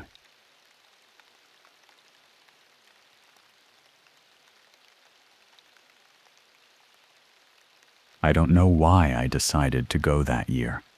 Maybe it was nostalgia, maybe some weird guilt that I didn't really recognize at the time. I was scrolling through Facebook one afternoon when I saw a post from my cousin Jake. Something about the annual family reunion happening at that usual spot. A big campground out in the woods, miles from anything resembling a town. I hadn't been to one of them since I was a kid, back when Mom and Dad would load us up into that old station wagon and make that long drive out there. I barely remembered half the people that I'd even see there, but something about it pulled at me this time, a last-minute impulse. Jasmine, my fiancée, was not thrilled about the idea. She didn't say it outright, but I could definitely tell.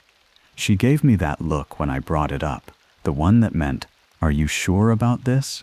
But she agreed to come along anyway. She knew I'd been feeling disconnected lately, like I was floating between things, and maybe she thought this would actually help.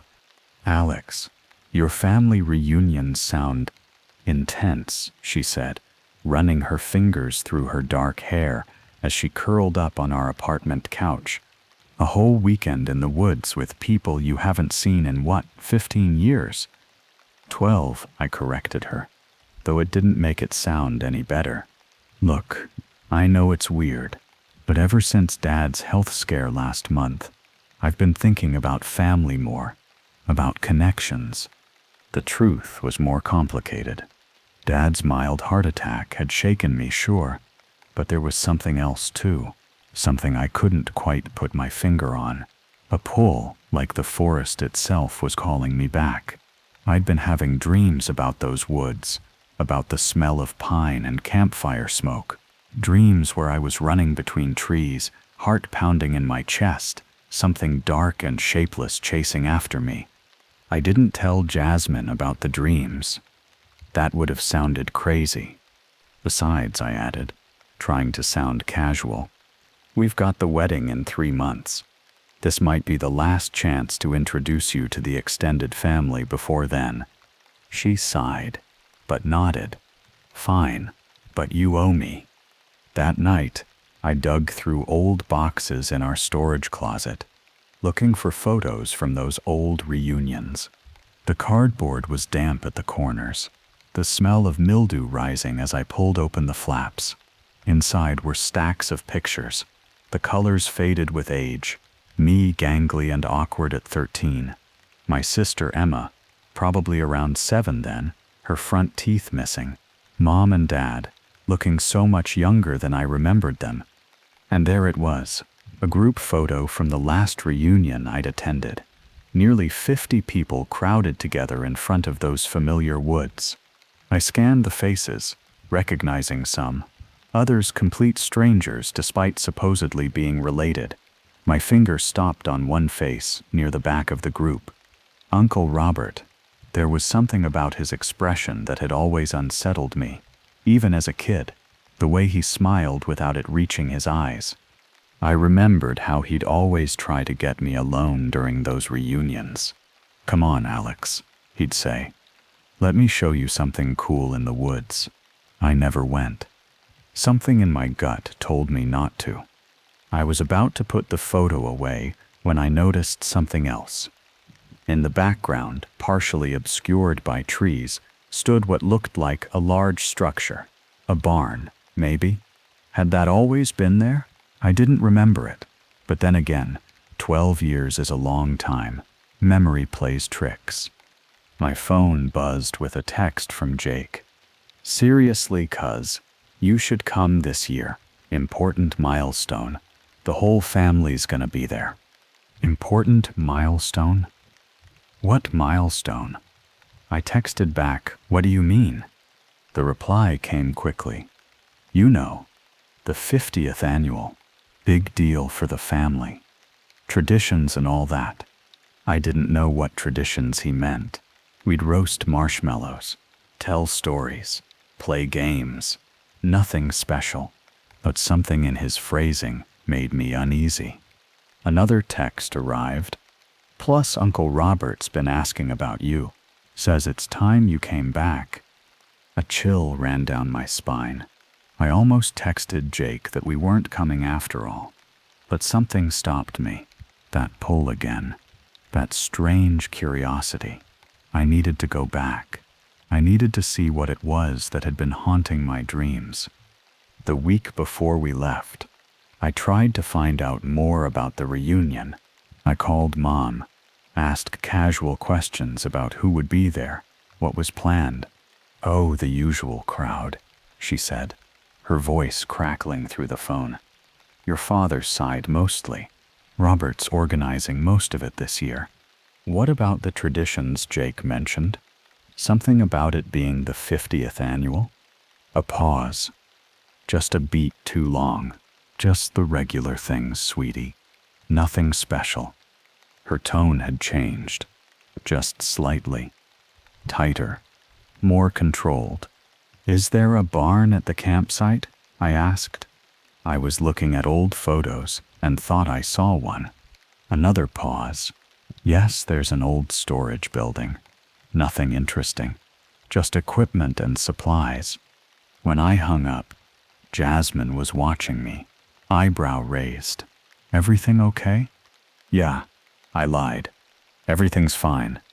But as I packed our bags, I couldn't shake the feeling that something wasn't right, that we were walking into something I didn't understand. I slipped a small pocket knife into my bag, just in case. For opening cans, I told myself, that's all. 3 days before we left, I started researching the campground online. It was difficult to find much information. The place wasn't exactly a tourist destination. It was privately owned land, according to the county records I found, owned by a trust with a name I didn't recognize, Shepherd's Light Holdings. I dug deeper, spending hours on various search engines, trying to find any connection between the trust and my family. Nothing solid emerged, but I did find an old news article from 1975 about a private gathering at the site that had drawn noise complaints from hunters in nearby woods. The complaint mentioned strange chanting that had spooked game for miles around. The article was brief, just a small-town newspaper blurb, but it mentioned one name I recognized: Robert Shepherd. Uncle Robert. He would have been in his 20s then. The night before we left, I had the dream again, running through those woods, heart pounding. But this time, when I looked back, I could see my pursuer, Uncle Robert, his face painted black with white rings around his eyes, mouth stretched in an impossible grin. I woke gasping, sheets soaked with sweat. Jasmine stirred beside me. "Alex, you okay?" I nodded in the darkness. "Just a nightmare." But as I lay there, waiting for sleep to return, I wondered if I was making a terrible mistake, if maybe some instinct had kept me away all these years for a reason. Too late now. We were going. The decision was made. As we loaded up the car the next morning, I caught Jasmine watching me, concern in her eyes. "We don't have to go," she said softly, "if you're having second thoughts." I hesitated, then shook my head. "No, it'll be fine. Just nervous about seeing everyone after so long." She didn't look convinced, but she got in the car without further comment. As we pulled away from our apartment building, I glanced in the rearview mirror, half expecting to see someone watching us leave, but there was no one there. Just the road ahead, leading us back to a place I'd spent 12 years trying to forget. The drive itself was pretty long, 4 hours from the city. The last 30 miles just wound on these dirt roads that looked like they hadn't seen maintenance in at least a decade. Thick trees on either side, tall pines that swallowed up the sky. The GPS lost signal about an hour ago, but I remembered the way, muscle memory guiding us deeper into the forest. Jasmine had been quiet for most of the journey, occasionally reading aloud from her phone when we had service. News updates, social media posts, normal things that seemed increasingly distant as the forest closed in around us. Now, as we bumped along the rutted dirt road, she pressed her face to the window, watching the endless trees slide by. "This is remote," she said, breaking a long silence. "You really came all the way out here every summer?" "Until I was 13, I confirmed, carefully navigating around a pothole big enough to swallow our tire. Dad always said it was important to maintain the connections, family roots and all that." "And you just stopped coming? Why?" I gripped the steering wheel tighter, trying to focus on the road rather than the memories. "That last summer was weird. I got into a fight with Jake. Uncle Robert was creeping me out more than usual. I told my parents I didn't want to come back, and for once, they didn't push it. What I didn't tell her was about the night I'd woken up to find Uncle Robert standing over my sleeping bag, just watching me breathe. How he'd smiled when I opened my eyes and whispered, 'Not ready yet.' I'd told my parents the next morning, but they'd brushed it off. 'Robert's just eccentric,' Dad had said. 'He doesn't mean any harm.'" As we arrived, the sun was dipping below the hills, air cooling fast around us. The place really hadn't changed. A wide clearing, a handful of scattered cabins, tents everywhere, cars and trucks parked in no particular order, people milling about, the sound of laughter carrying on the evening breeze. The reunion was a pretty big deal for my family. People would travel from all over the state to be here. Dozens of cousins, Uncles, second cousins, great aunts. The kind of family tree that sprawled out in every single direction. More like a family forest, honestly. We actually got asked if we were Mormon quite often. We parked and found a spot to set up. A little patch of grass near the tree line where we could have some space, but still be close enough to the others. I saw my parents first. Mom hugged me tight, like it had been 10 years since we saw each other, instead of the 2 months since I'd just last seen her. "You came," she said, holding me at arm's length to look at me. "I wasn't sure you would." "Jake was pretty persuasive," I said, watching her face for any reaction. There was a slight tightening around her eyes, but it passed quickly. "Well, I'm glad you're here, both of you."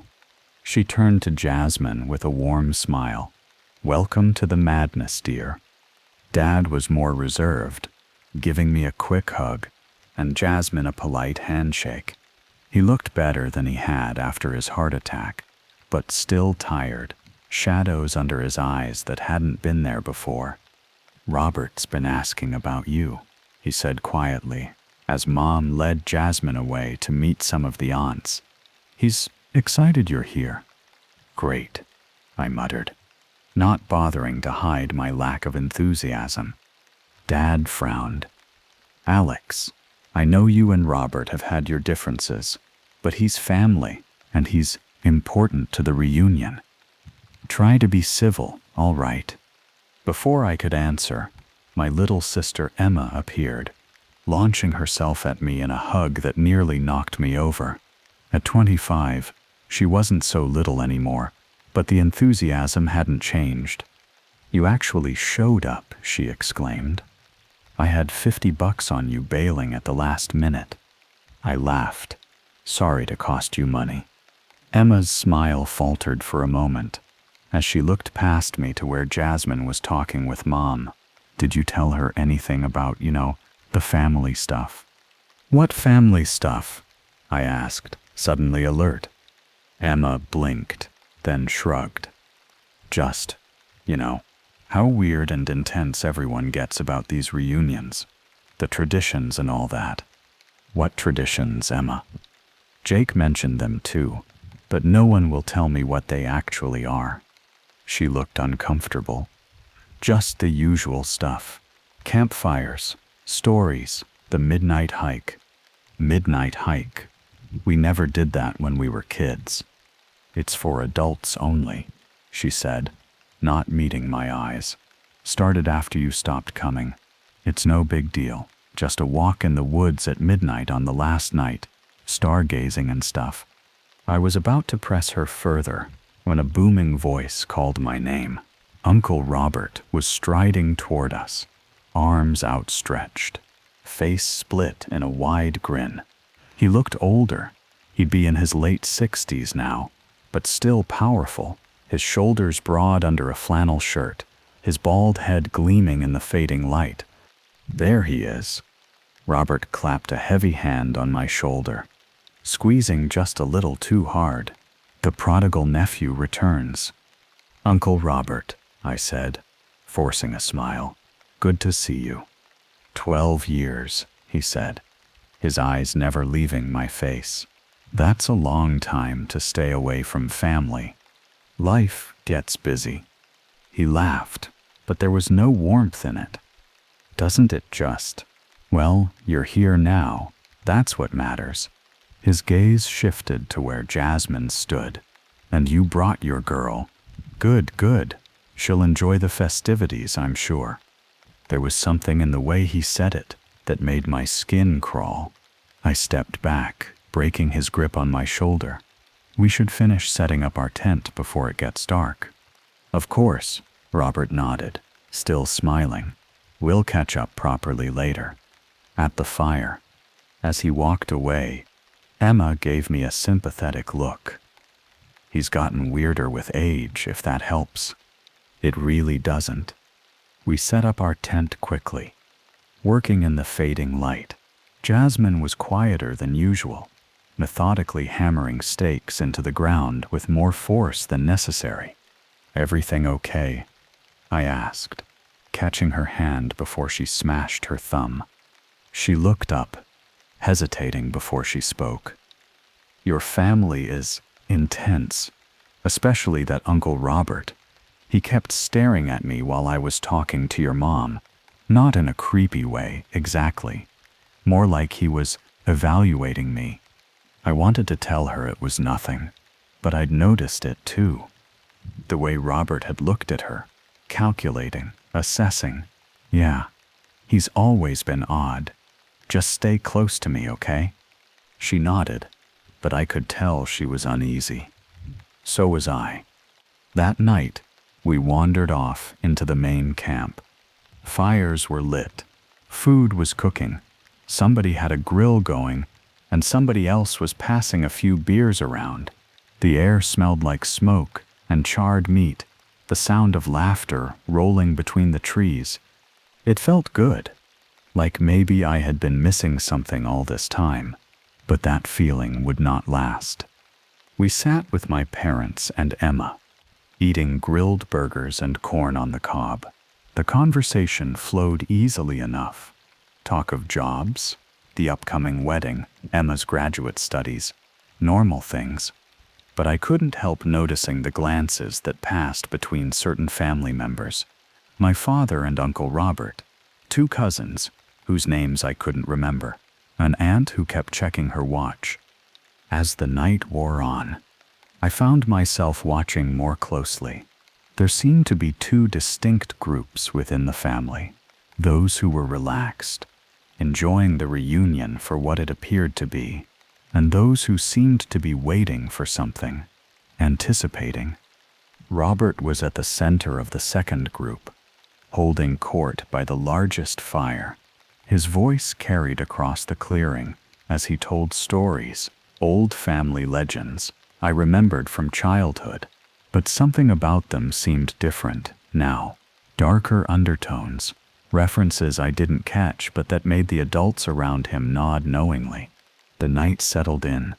The stars stretched endlessly overhead, scattered bright against the black. The firelight flickered. We laughed, passed around bottles, and Jasmine and I stuck close together, soaking all of it in. I was starting to feel glad that we came here. The beer was cold and the food was indeed pretty good. For the first time in a long time, I felt like I belonged somewhere again. Maybe it was the nostalgia. Maybe the warmth of being surrounded by people who, even if they were practically strangers, still called me family.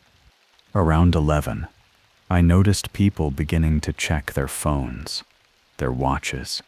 The energy was shifting, a tension building that I couldn't quite place. "What happens at midnight?" I asked Emma as she returned from getting another beer. She nearly dropped the bottle. "What?"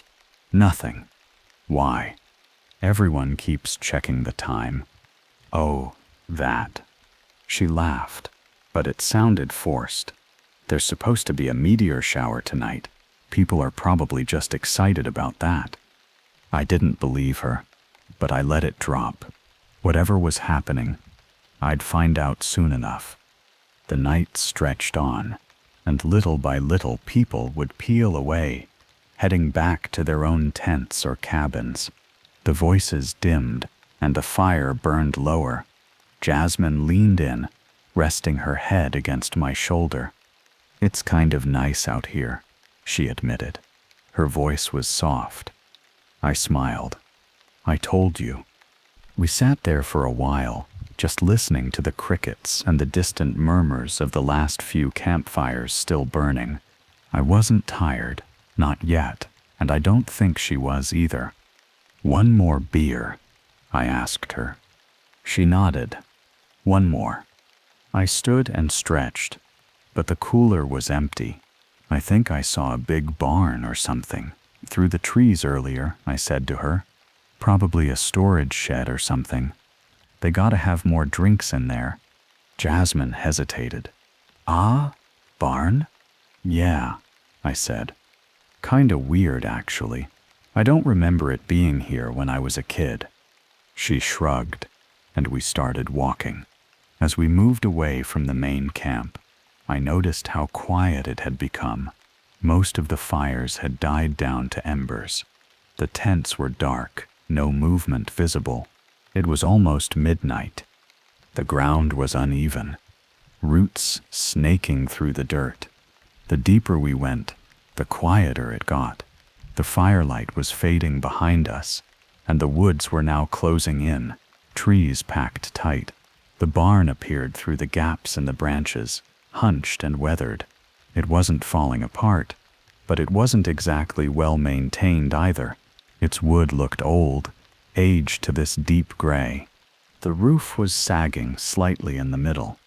I hadn't noticed it before, but now standing in front of it, I couldn't shake the feeling that it didn't belong out here. Jasmine ran her fingers along the wood. "Feels off," she said. "Like, why is this even out here?" "No clue." I grabbed the door handle and pulled. Locked.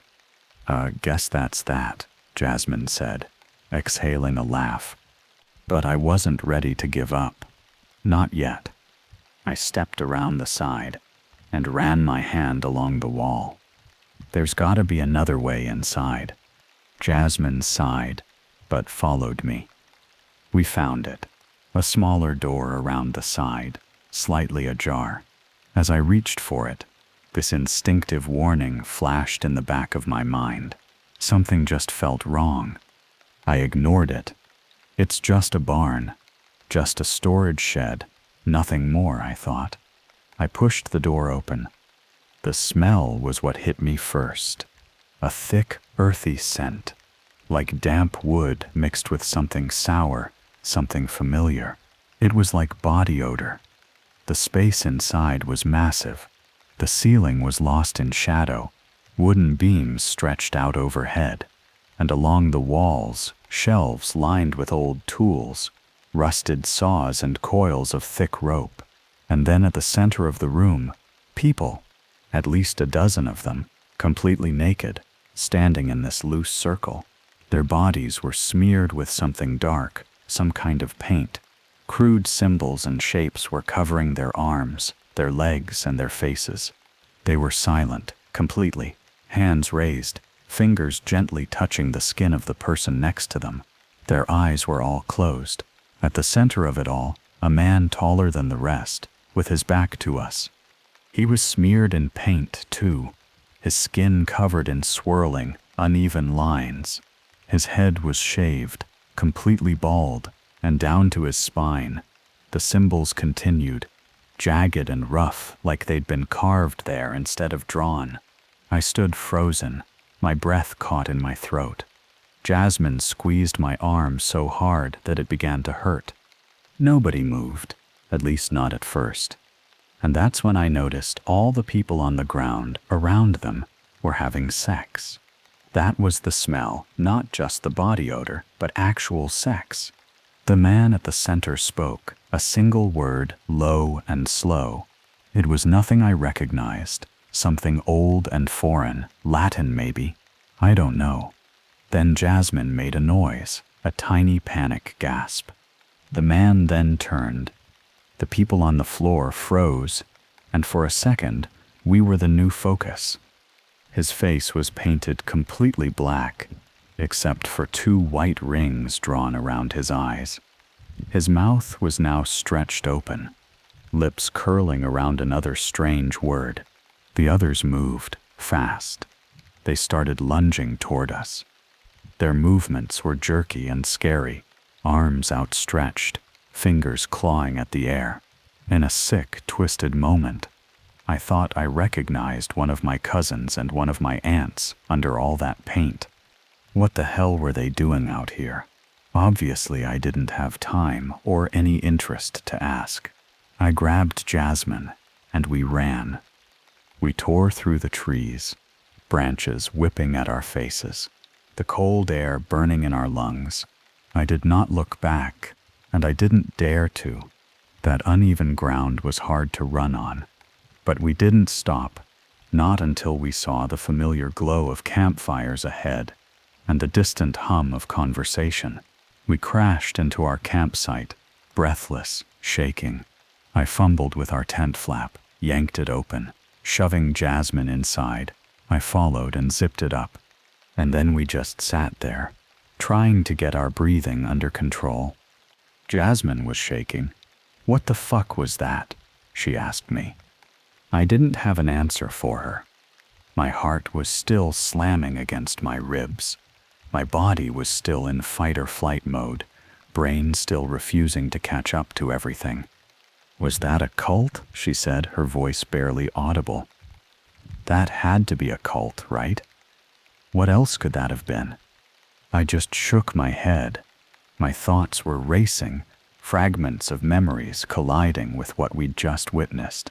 Uncle Robert's face, painted black with those white rings around his eyes, the same as in my dream. The symbols on the walls of the barn. I'd seen them before, hadn't I? In one of those old photo albums, etched into a stone at the edge of the campground. I'd asked Dad about it once, and he'd changed the subject. We sat there listening, but outside everything seemed to be normal. The fire crackled, and I heard somebody laugh. Nobody seemed to be looking for us. Jasmine then swallowed. "We need to leave. First thing in morning, we will." Neither of us slept that night. Every little sound outside would make us flinch, even the wind moving through the trees. The distant voices. I just kept expecting to hear footsteps creeping toward our tent, the slow, steady rustle of somebody trying to circle us, but nothing happened.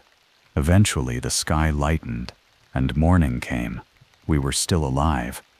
I checked my phone, no service, of course, but the time read 6:37 a.m., early enough that most people would still be asleep, especially after whatever had gone on last night. "Let's go now," Jasmine whispered, "before everyone wakes up." I was about to agree when a shadow fell across our tent. Someone was standing right outside. "Alex, you awake in there?" It was Emma's voice.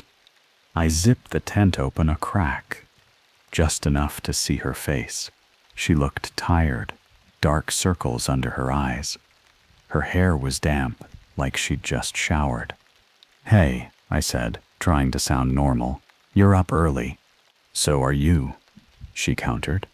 Then, lower, "Did you go out last night, after everyone went to bed?" I hesitated, studying her face. Was she part of it? Had she been in that barn? "We went for a walk," I said carefully, "to get more beer." Emma's expression changed, something like fear flashing in her eyes. "Did you see anything?" Behind me, I felt Jasmine tense. "Like what?" I asked. Emma glanced around, then knelt closer to the tent flap. "Look, I don't know what you saw, but I need you to be careful today. Just act normal, okay? Don't let on that anything's wrong." "Emma, what the hell is going on?" She shook her head. "I shouldn't be talking to you about this. Just get through breakfast, make an excuse, and leave. Don't come back." Before I could ask anything else, she straightened up and her voice returned to normal volume. "Anyway, Mom's starting breakfast soon. Don't take too long or all the good stuff will be gone."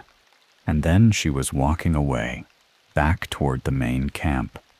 Jasmine grabbed my arm. "Alex, what the fuck? Is your sister part of whatever that was?" "I don't know," I admitted, "but she seems scared, and she's telling us to leave, which is what we were going to do anyway. So we're just going to go eat breakfast with a bunch of cultists, like nothing happened." We need an excuse, a reason for why we're suddenly bailing. If we just disappeared, people would notice, ask questions, and I guess we couldn't risk that.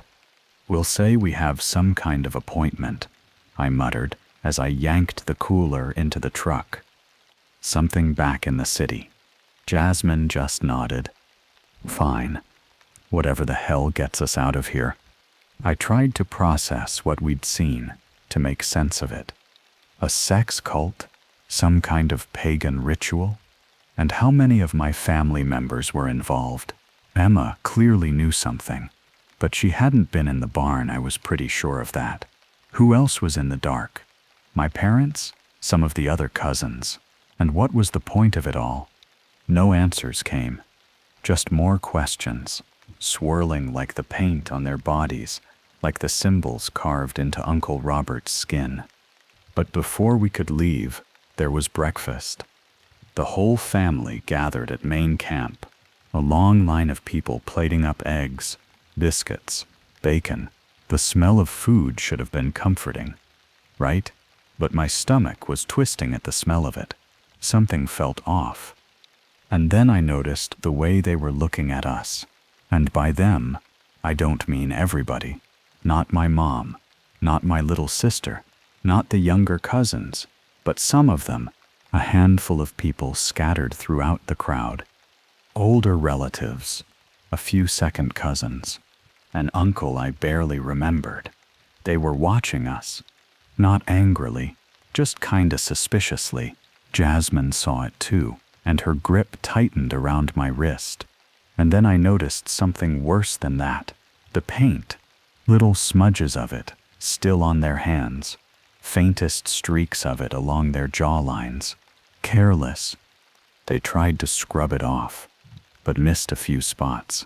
My skin crawled, and I forced this fake smile, kept my head down as we ate, acted as normal as possible, pretended that we weren't seeing what we were actually seeing. I counted at least 8 people with traces of paint. Uncle Robert, of course. 3 cousins I barely knew, an aunt, and 2 older men I thought might be great-uncles. All of them kept glancing our way, then at each other, some silent communication passing between them. My parents sat with us, Dad talking about fishing plans for later, Mom asking Jasmine about wedding preparations. Normal conversation, but there was a tension in the air I couldn't ignore. I watched them closely for any sign of paint, any hint that they might have been in that barn. I didn't see anything, but that didn't mean they weren't involved. They could have just been more careful about cleaning up.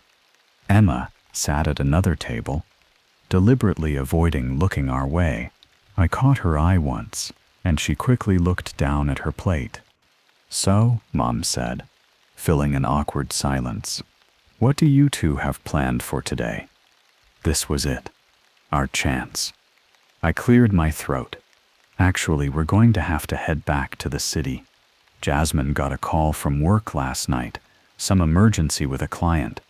Jasmine nodded, playing along. "Yeah, really sorry. I tried to get out of it, but..." "That's a shame," Dad said, frowning. "You'll miss the big closing ceremony tonight." "Closing ceremony?" I asked before I could stop myself. Dad's eyes flicked to Mom's. Just for a second. Just a bonfire. Some speeches. Nothing special. Liar, I thought. But I just nodded. "Maybe next year." Uncle Robert appeared then, sliding onto the bench beside Dad. He smelled of soap, his skin scrubbed clean, but I could still see the faintest trace of white around his left eye, like he'd missed a spot when washing. "Leaving so soon?" he asked, his smile not reaching his eyes. "Work emergency," I repeated.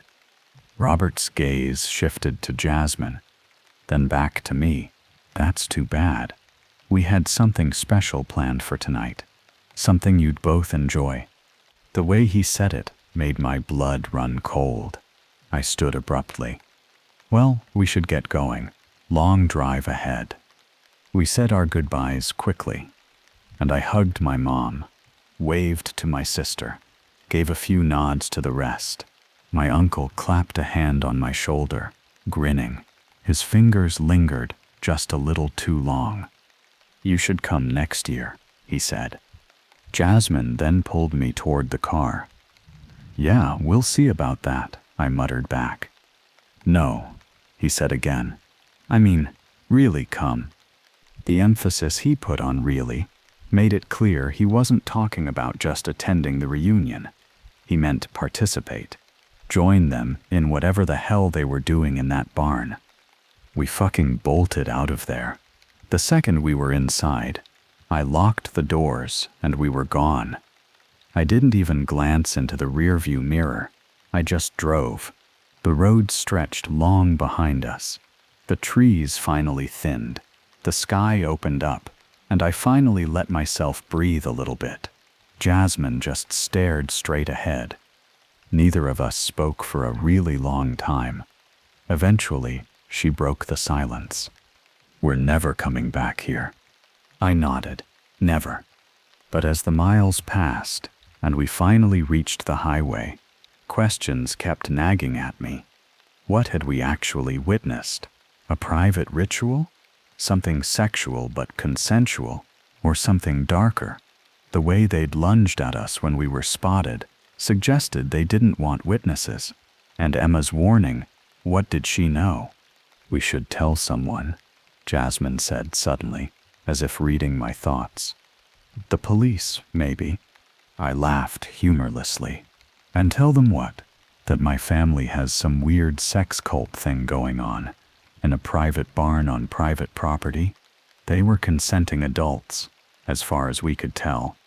Creepy as hell, but not illegal. Those symbols, though, she pressed. The chanting. It felt wrong, dangerous. She was right. It had felt dangerous. But who would believe us? And what would happen to my family if we reported them? To my parents? To Emma? Let me talk to Emma first, I said. She knows something. Maybe she can explain what we saw. Jasmine didn't look convinced, but she nodded. Fine. But if she doesn't give us answers, we're telling someone. When we finally got back to our apartment that evening, exhaustion hit me like a physical force. The adrenaline that had kept me going all day drained away, leaving me hollow and shaky. Jasmine wasn't much better, dropping her bag by the door and heading straight for the shower. I sat on the couch, phone in hand, staring at Emma's contact information. Should I call her? Text?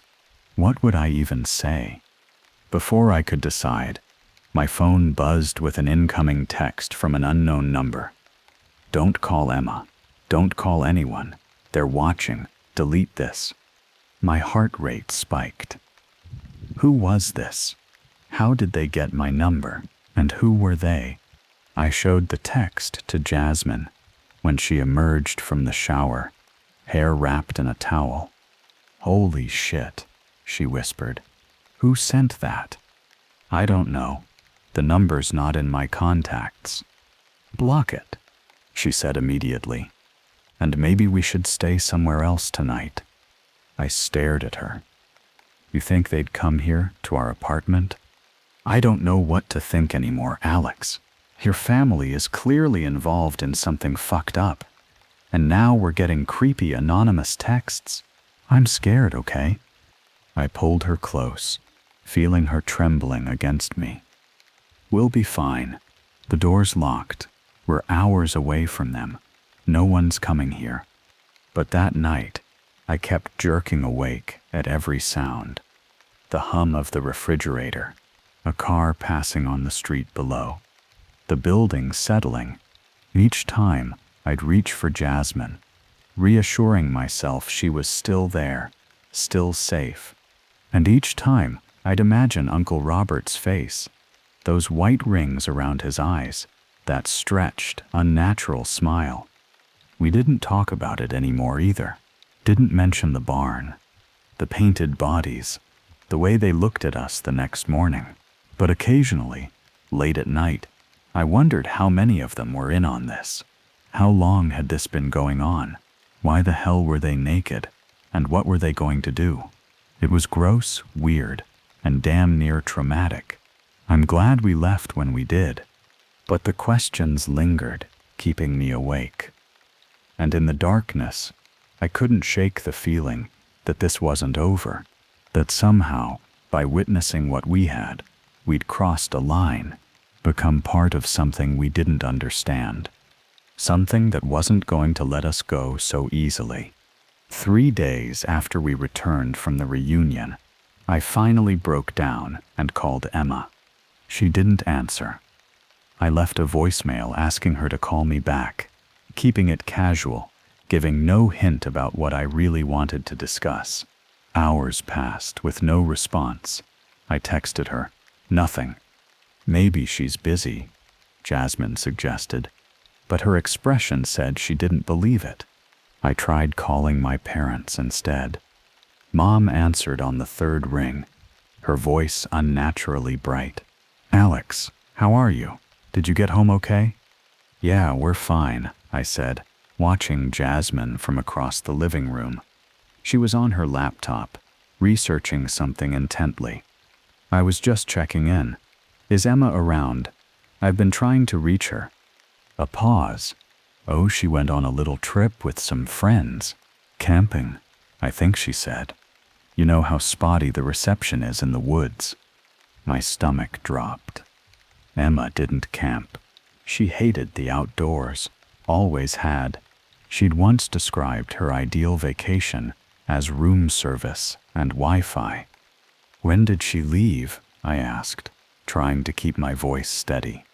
"Right after the reunion," Mom said, too quickly. "Is everything okay, honey? You sound worried." "Everything's fine," I lied. "Just tell her to call me when she gets back, okay?"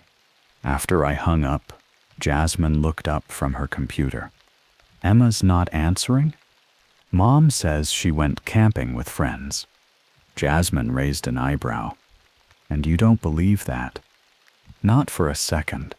I sat beside her on the couch. "What are you looking up?" She turned the screen toward me. "I've been researching some of those symbols we saw in the barn, the ones painted on their bodies." The laptop displayed a web page about ancient cult practices, with drawings that looked disturbingly similar to what we'd seen. Circles with lines radiating out, eye-like shapes, strange angular glyphs. "This site says they're related to something called the binding," Jasmine continued. "It's some kind of ritual for summoning or containing entities. The article's pretty vague, but it mentions that the practice dates back centuries and was associated with certain isolated family groups who believed they had a duty to maintain boundaries between worlds." "That sounds like bullshit," I said, but a chill ran through me nonetheless. Probably just some New Age interpretation of old folk practices. "Maybe," she conceded, "but look at this."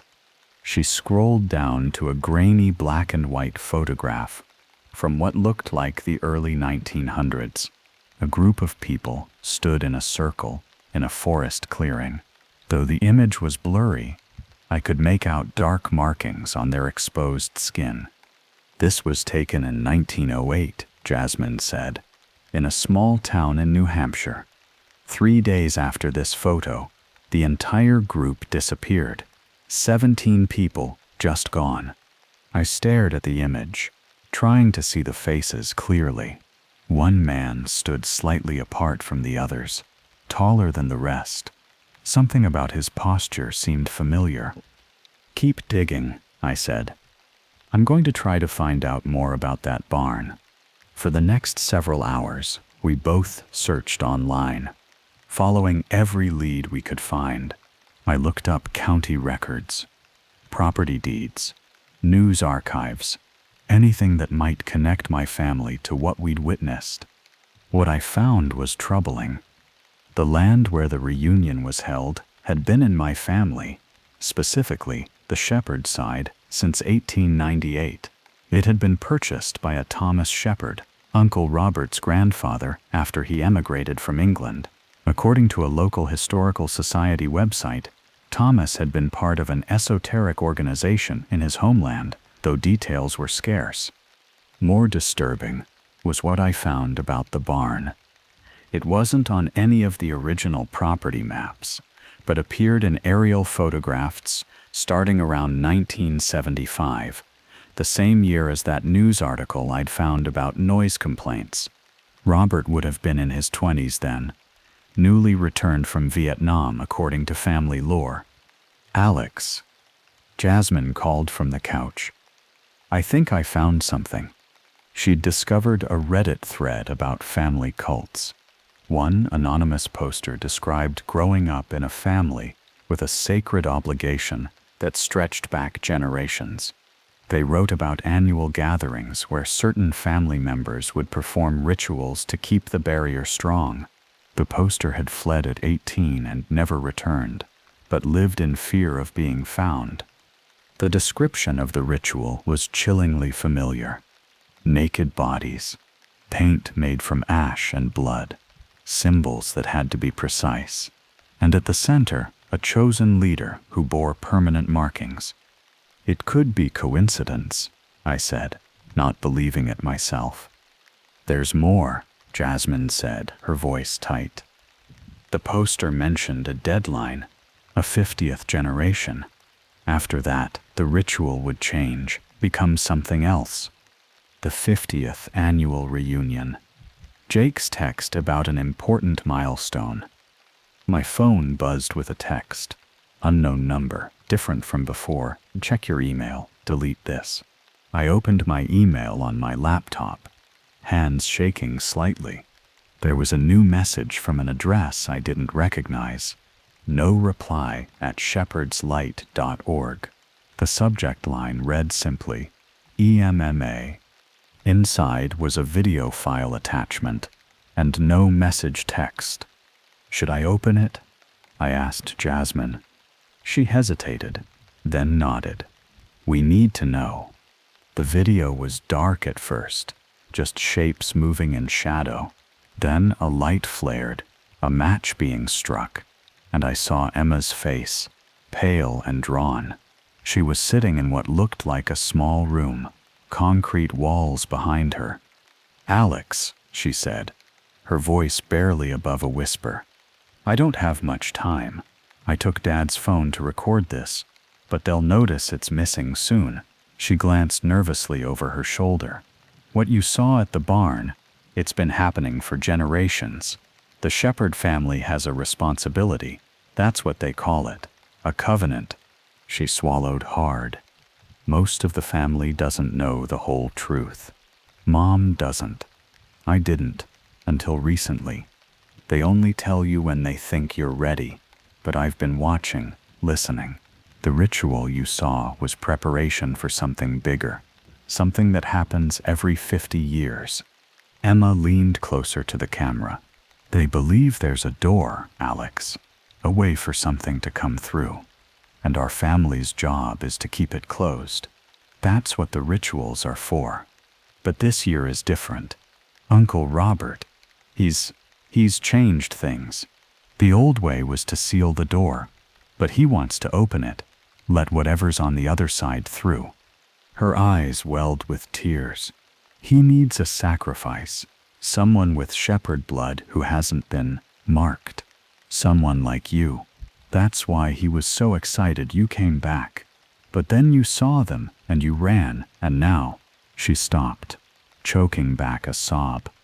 "Now he's going to use me instead. Tonight, at the closing ceremony."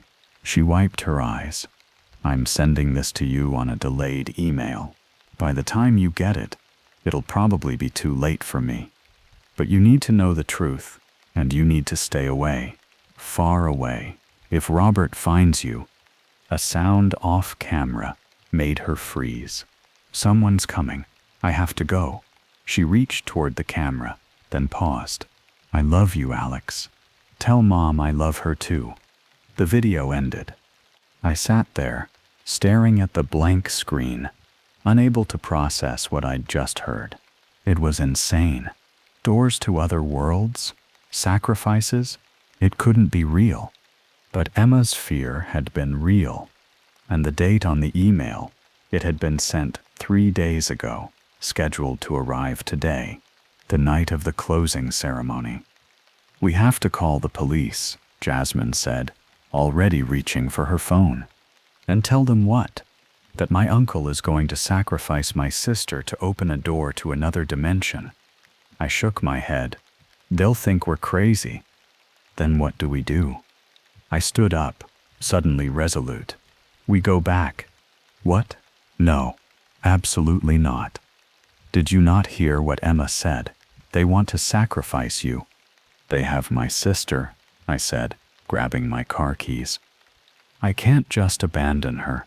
Alex, be reasonable. This is insane. We need help, professionals. Maybe we can't go to the police, but there must be someone. There's no time, I insisted. The ceremony is tonight.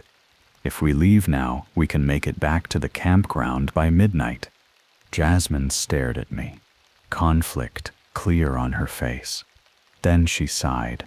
Fine, but we're not going in unprepared. She was right. We needed a plan, and we needed protection. I grabbed my pocket knife, pathetically inadequate, but better than nothing. Jasmine disappeared into the bedroom and returned with a canister of bear spray she'd bought for a hiking trip we never took. I'm going to download that webpage about the symbols, she said, already back at her laptop. Maybe there's something we can use against them, a way to disrupt the ritual. As she worked, I packed a small bag, flashlights, rope, first aid kit. My mind was racing, trying to make sense of everything. Was this really happening? Was my family actually involved in some generations-old cult?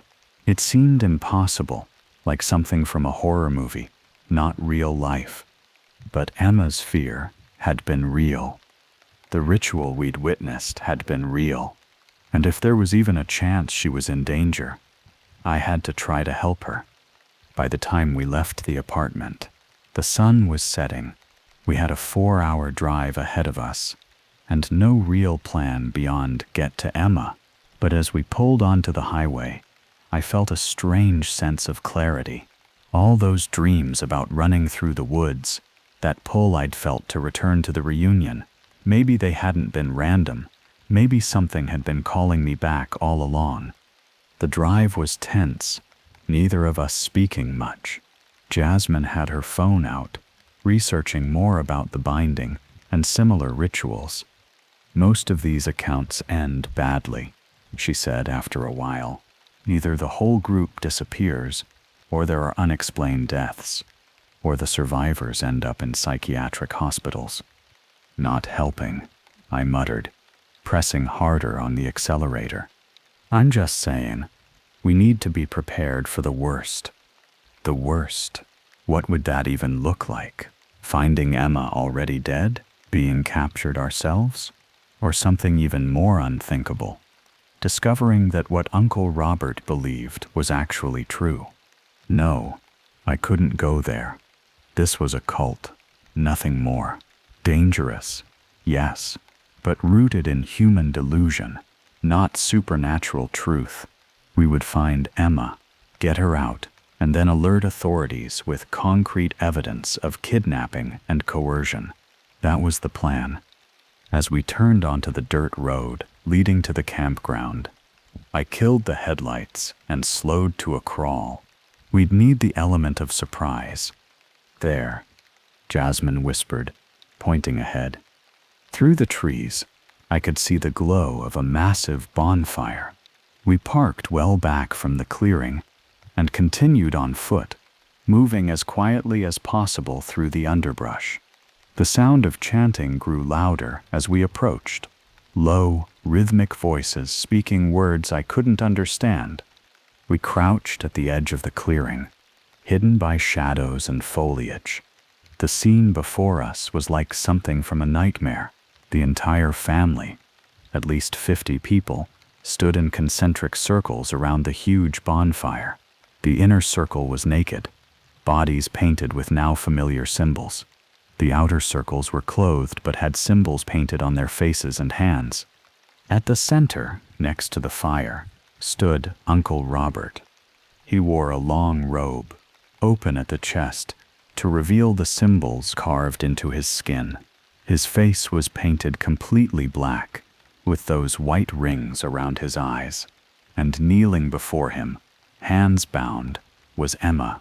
She was conscious, but clearly terrified, tears streaming down her face. She wore a simple white dress, and her hair had been shorn close to her scalp. Behind her, I could make out my parents, standing in the second circle, their faces painted with a single symbol on their foreheads.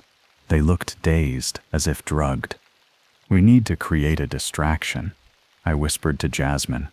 "Something to scatter them, so I can grab Emma."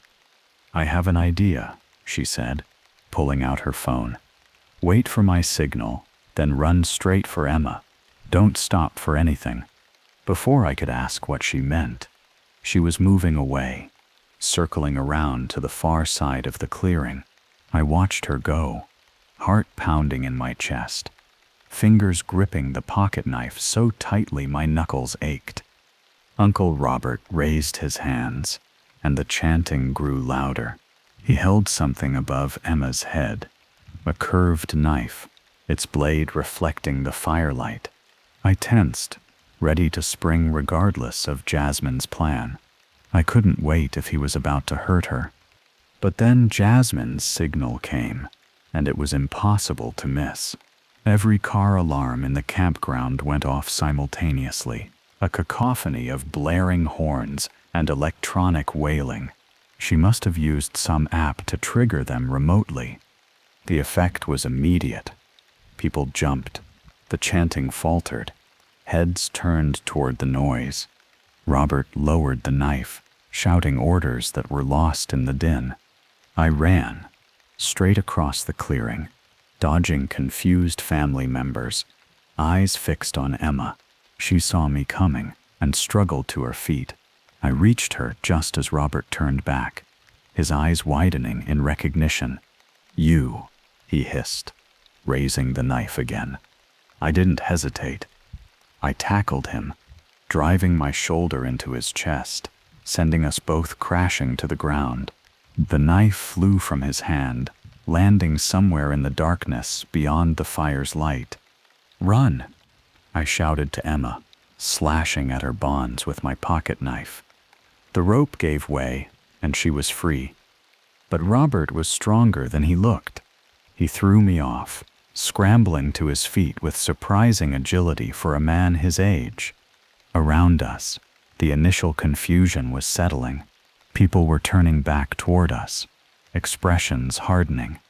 "The door must be opened," Robert said, his voice carrying over the still blaring car alarms.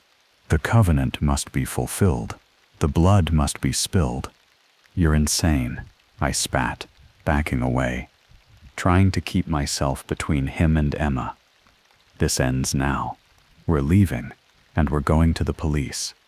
Robert laughed, a sound with no humor in it. "You think this is just us? Just our family? The shepherds are only one of many guardians, boy. The barriers are thinning all over the world. The time has come." He gestured, and the circles began to tighten around us. I looked desperately for Jasmine and spotted her at the edge of the clearing, bear spray in hand, trying to reach us. But there were too many people in the way. "Mom," Emma cried suddenly. "Dad, please help us." Our parents stood motionless, their expressions blank. Whatever hold Robert had over them, it was powerful. I was running out of options. We were surrounded, outnumbered. The car alarms were starting to shut off one by one, the distraction fading. I could feel the heat of the bonfire at my back, smell the sweat and paint of the cultists closing in. And then I saw it. Beyond the fire, half hidden in shadow, the barn. The door was open, a faint light glowing from within. "Emma," I said quietly, "when I say run, head for the barn. Jasmine will meet us there." "The barn? But that's where—" "Trust me." I waited until the circle had drawn in closer, until I could see the whites of their eyes in the firelight. Then I grabbed a burning branch from the edge of the bonfire and swung it in a wide arc. "Run!" People scattered from the flames, creating a momentary gap. Emma bolted, and I followed, still swinging the makeshift torch to keep people at bay. I caught a glimpse of Jasmine changing direction, heading for the barn as well. We ran through the darkness, feet pounding on the uneven ground, branches whipping at our faces. Behind us, shouts and the sound of pursuit. The barn loomed ahead, its weathered walls glowing faintly from whatever light was inside. We burst through the door, slamming it shut behind us. Jasmine arrived seconds later, and together we dragged a heavy workbench against the door as a barricade. "What now?" Jasmine gasped, struggling to catch her breath. I turned to survey the space, and froze. The barn was different. The tools and ropes were gone.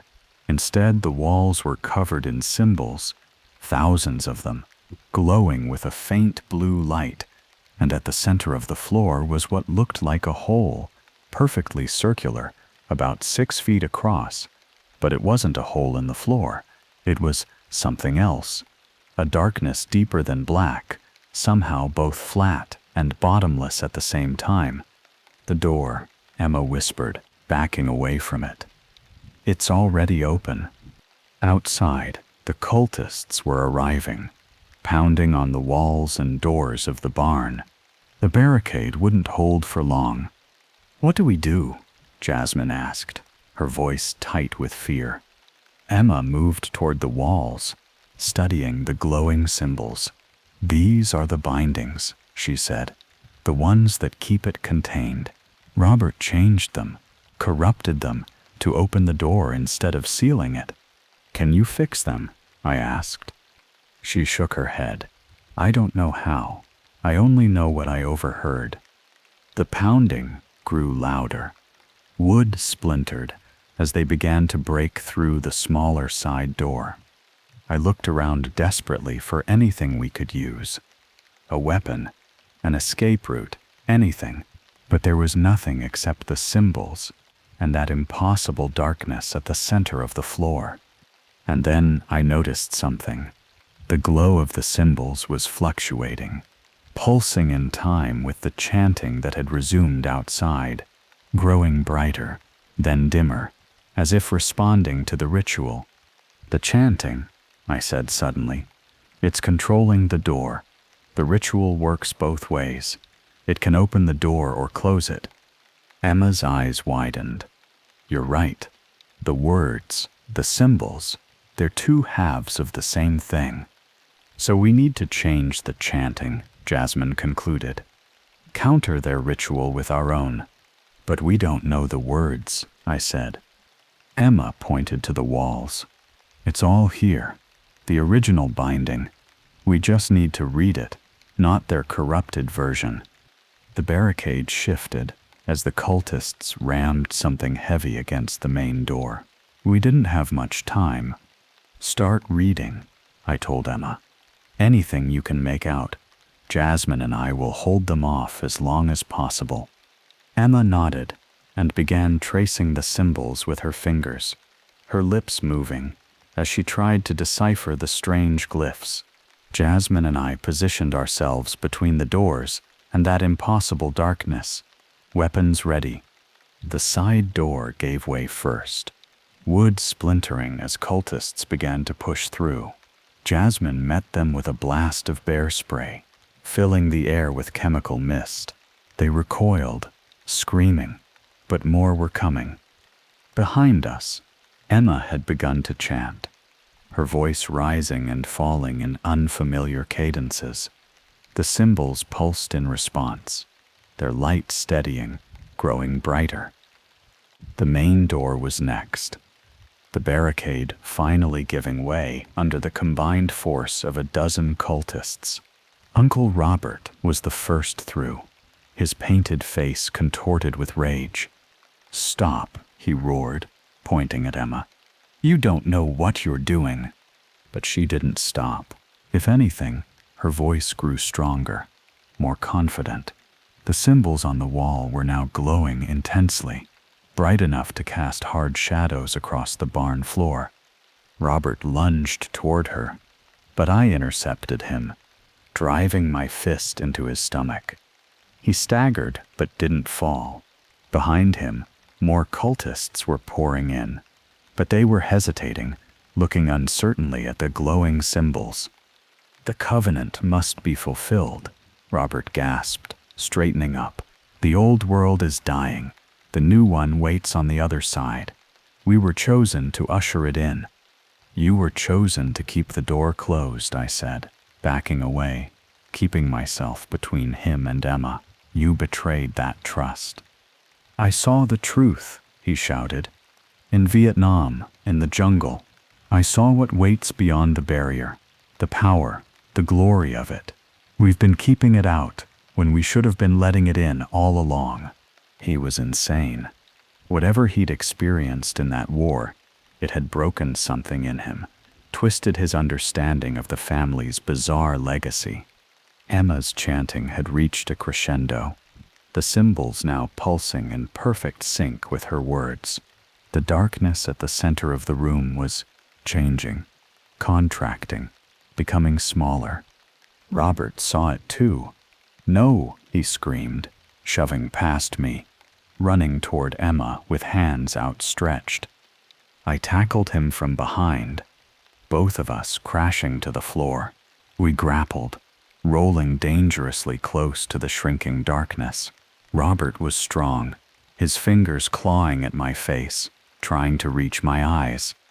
"It's closing," Jasmine shouted from somewhere behind us.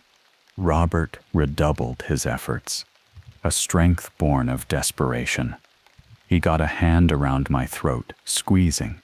Spots danced in my vision. "The door stays open," he snarled, his face inches from mine. Through darkening vision, I saw movement behind him. My mother stepping forward from the crowd of cultists, her face no longer blank. She held something in her hand, the curved knife Robert had dropped earlier.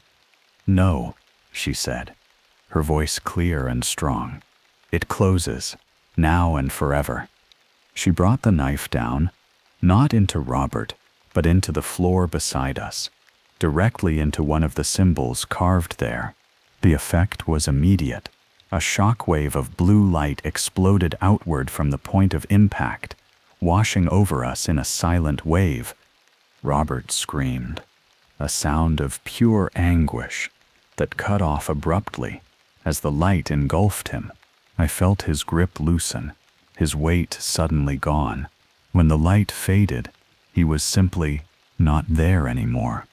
The darkness at the center of the room contracted to a pinpoint, then vanished with a sound like a sigh.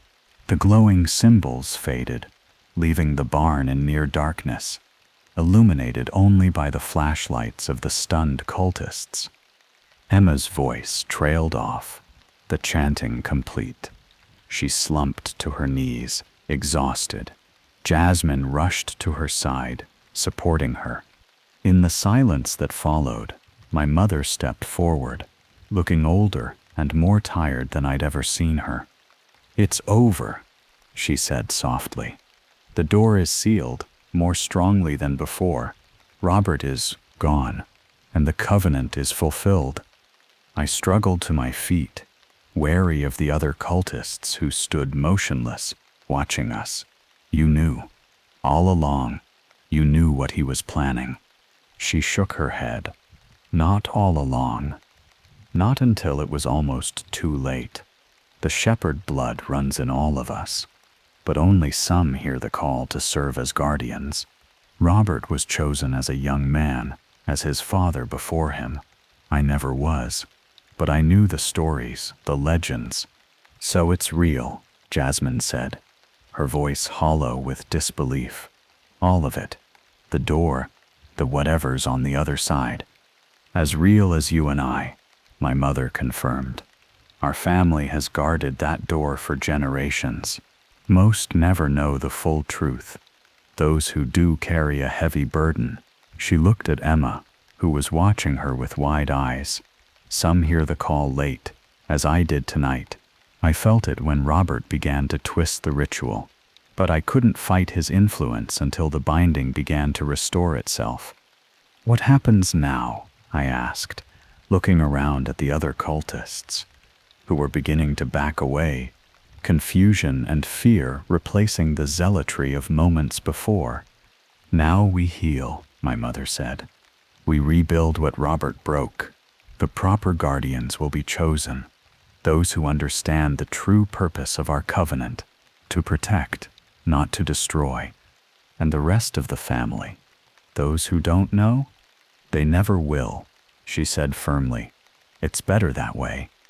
I looked at Jasmine, at Emma. We had seen too much, learned too much, to ever go back to normal life, whatever normal even meant now. "We're leaving," I told my mother, "all three of us, and we're not coming back." She nodded, a deep sadness in her eyes. "I understand, but remember, the shepherd blood runs in your veins, Alex, in Emma's too. You can leave this place, but you can never entirely leave what you are." I wanted to deny it, to reject everything about this insane legacy, but I couldn't. The dreams, the pull I'd felt to return, they made a terrible kind of sense now. We left that night, driving through the darkness with Emma asleep in the back seat. None of us spoke much. What was there to say? We'd witnessed something impossible, something that shattered our understanding of the world. In the months that followed, we tried to build a new normal.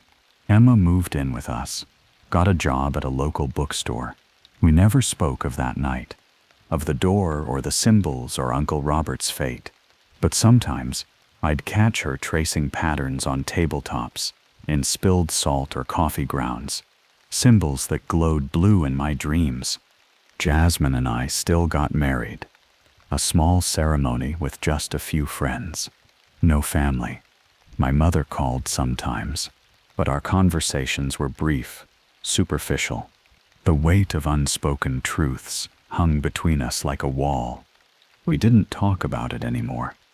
Didn't mention the barn, the painted bodies, the way they looked at us that morning. But occasionally, late at night, I wondered how many of them were in on this. How long had this been going on? It was gross, weird, and damn near traumatic. I'm glad we left when we did.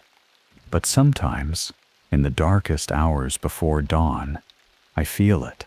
A pull, like gravity, drawing my thoughts back to that barn, to the darkness at its center. And I wonder if the door is truly sealed, if the covenant is truly fulfilled, or if, somewhere deep in the woods, at a campground miles from anything resembling a town, something is still waiting, watching, calling us home.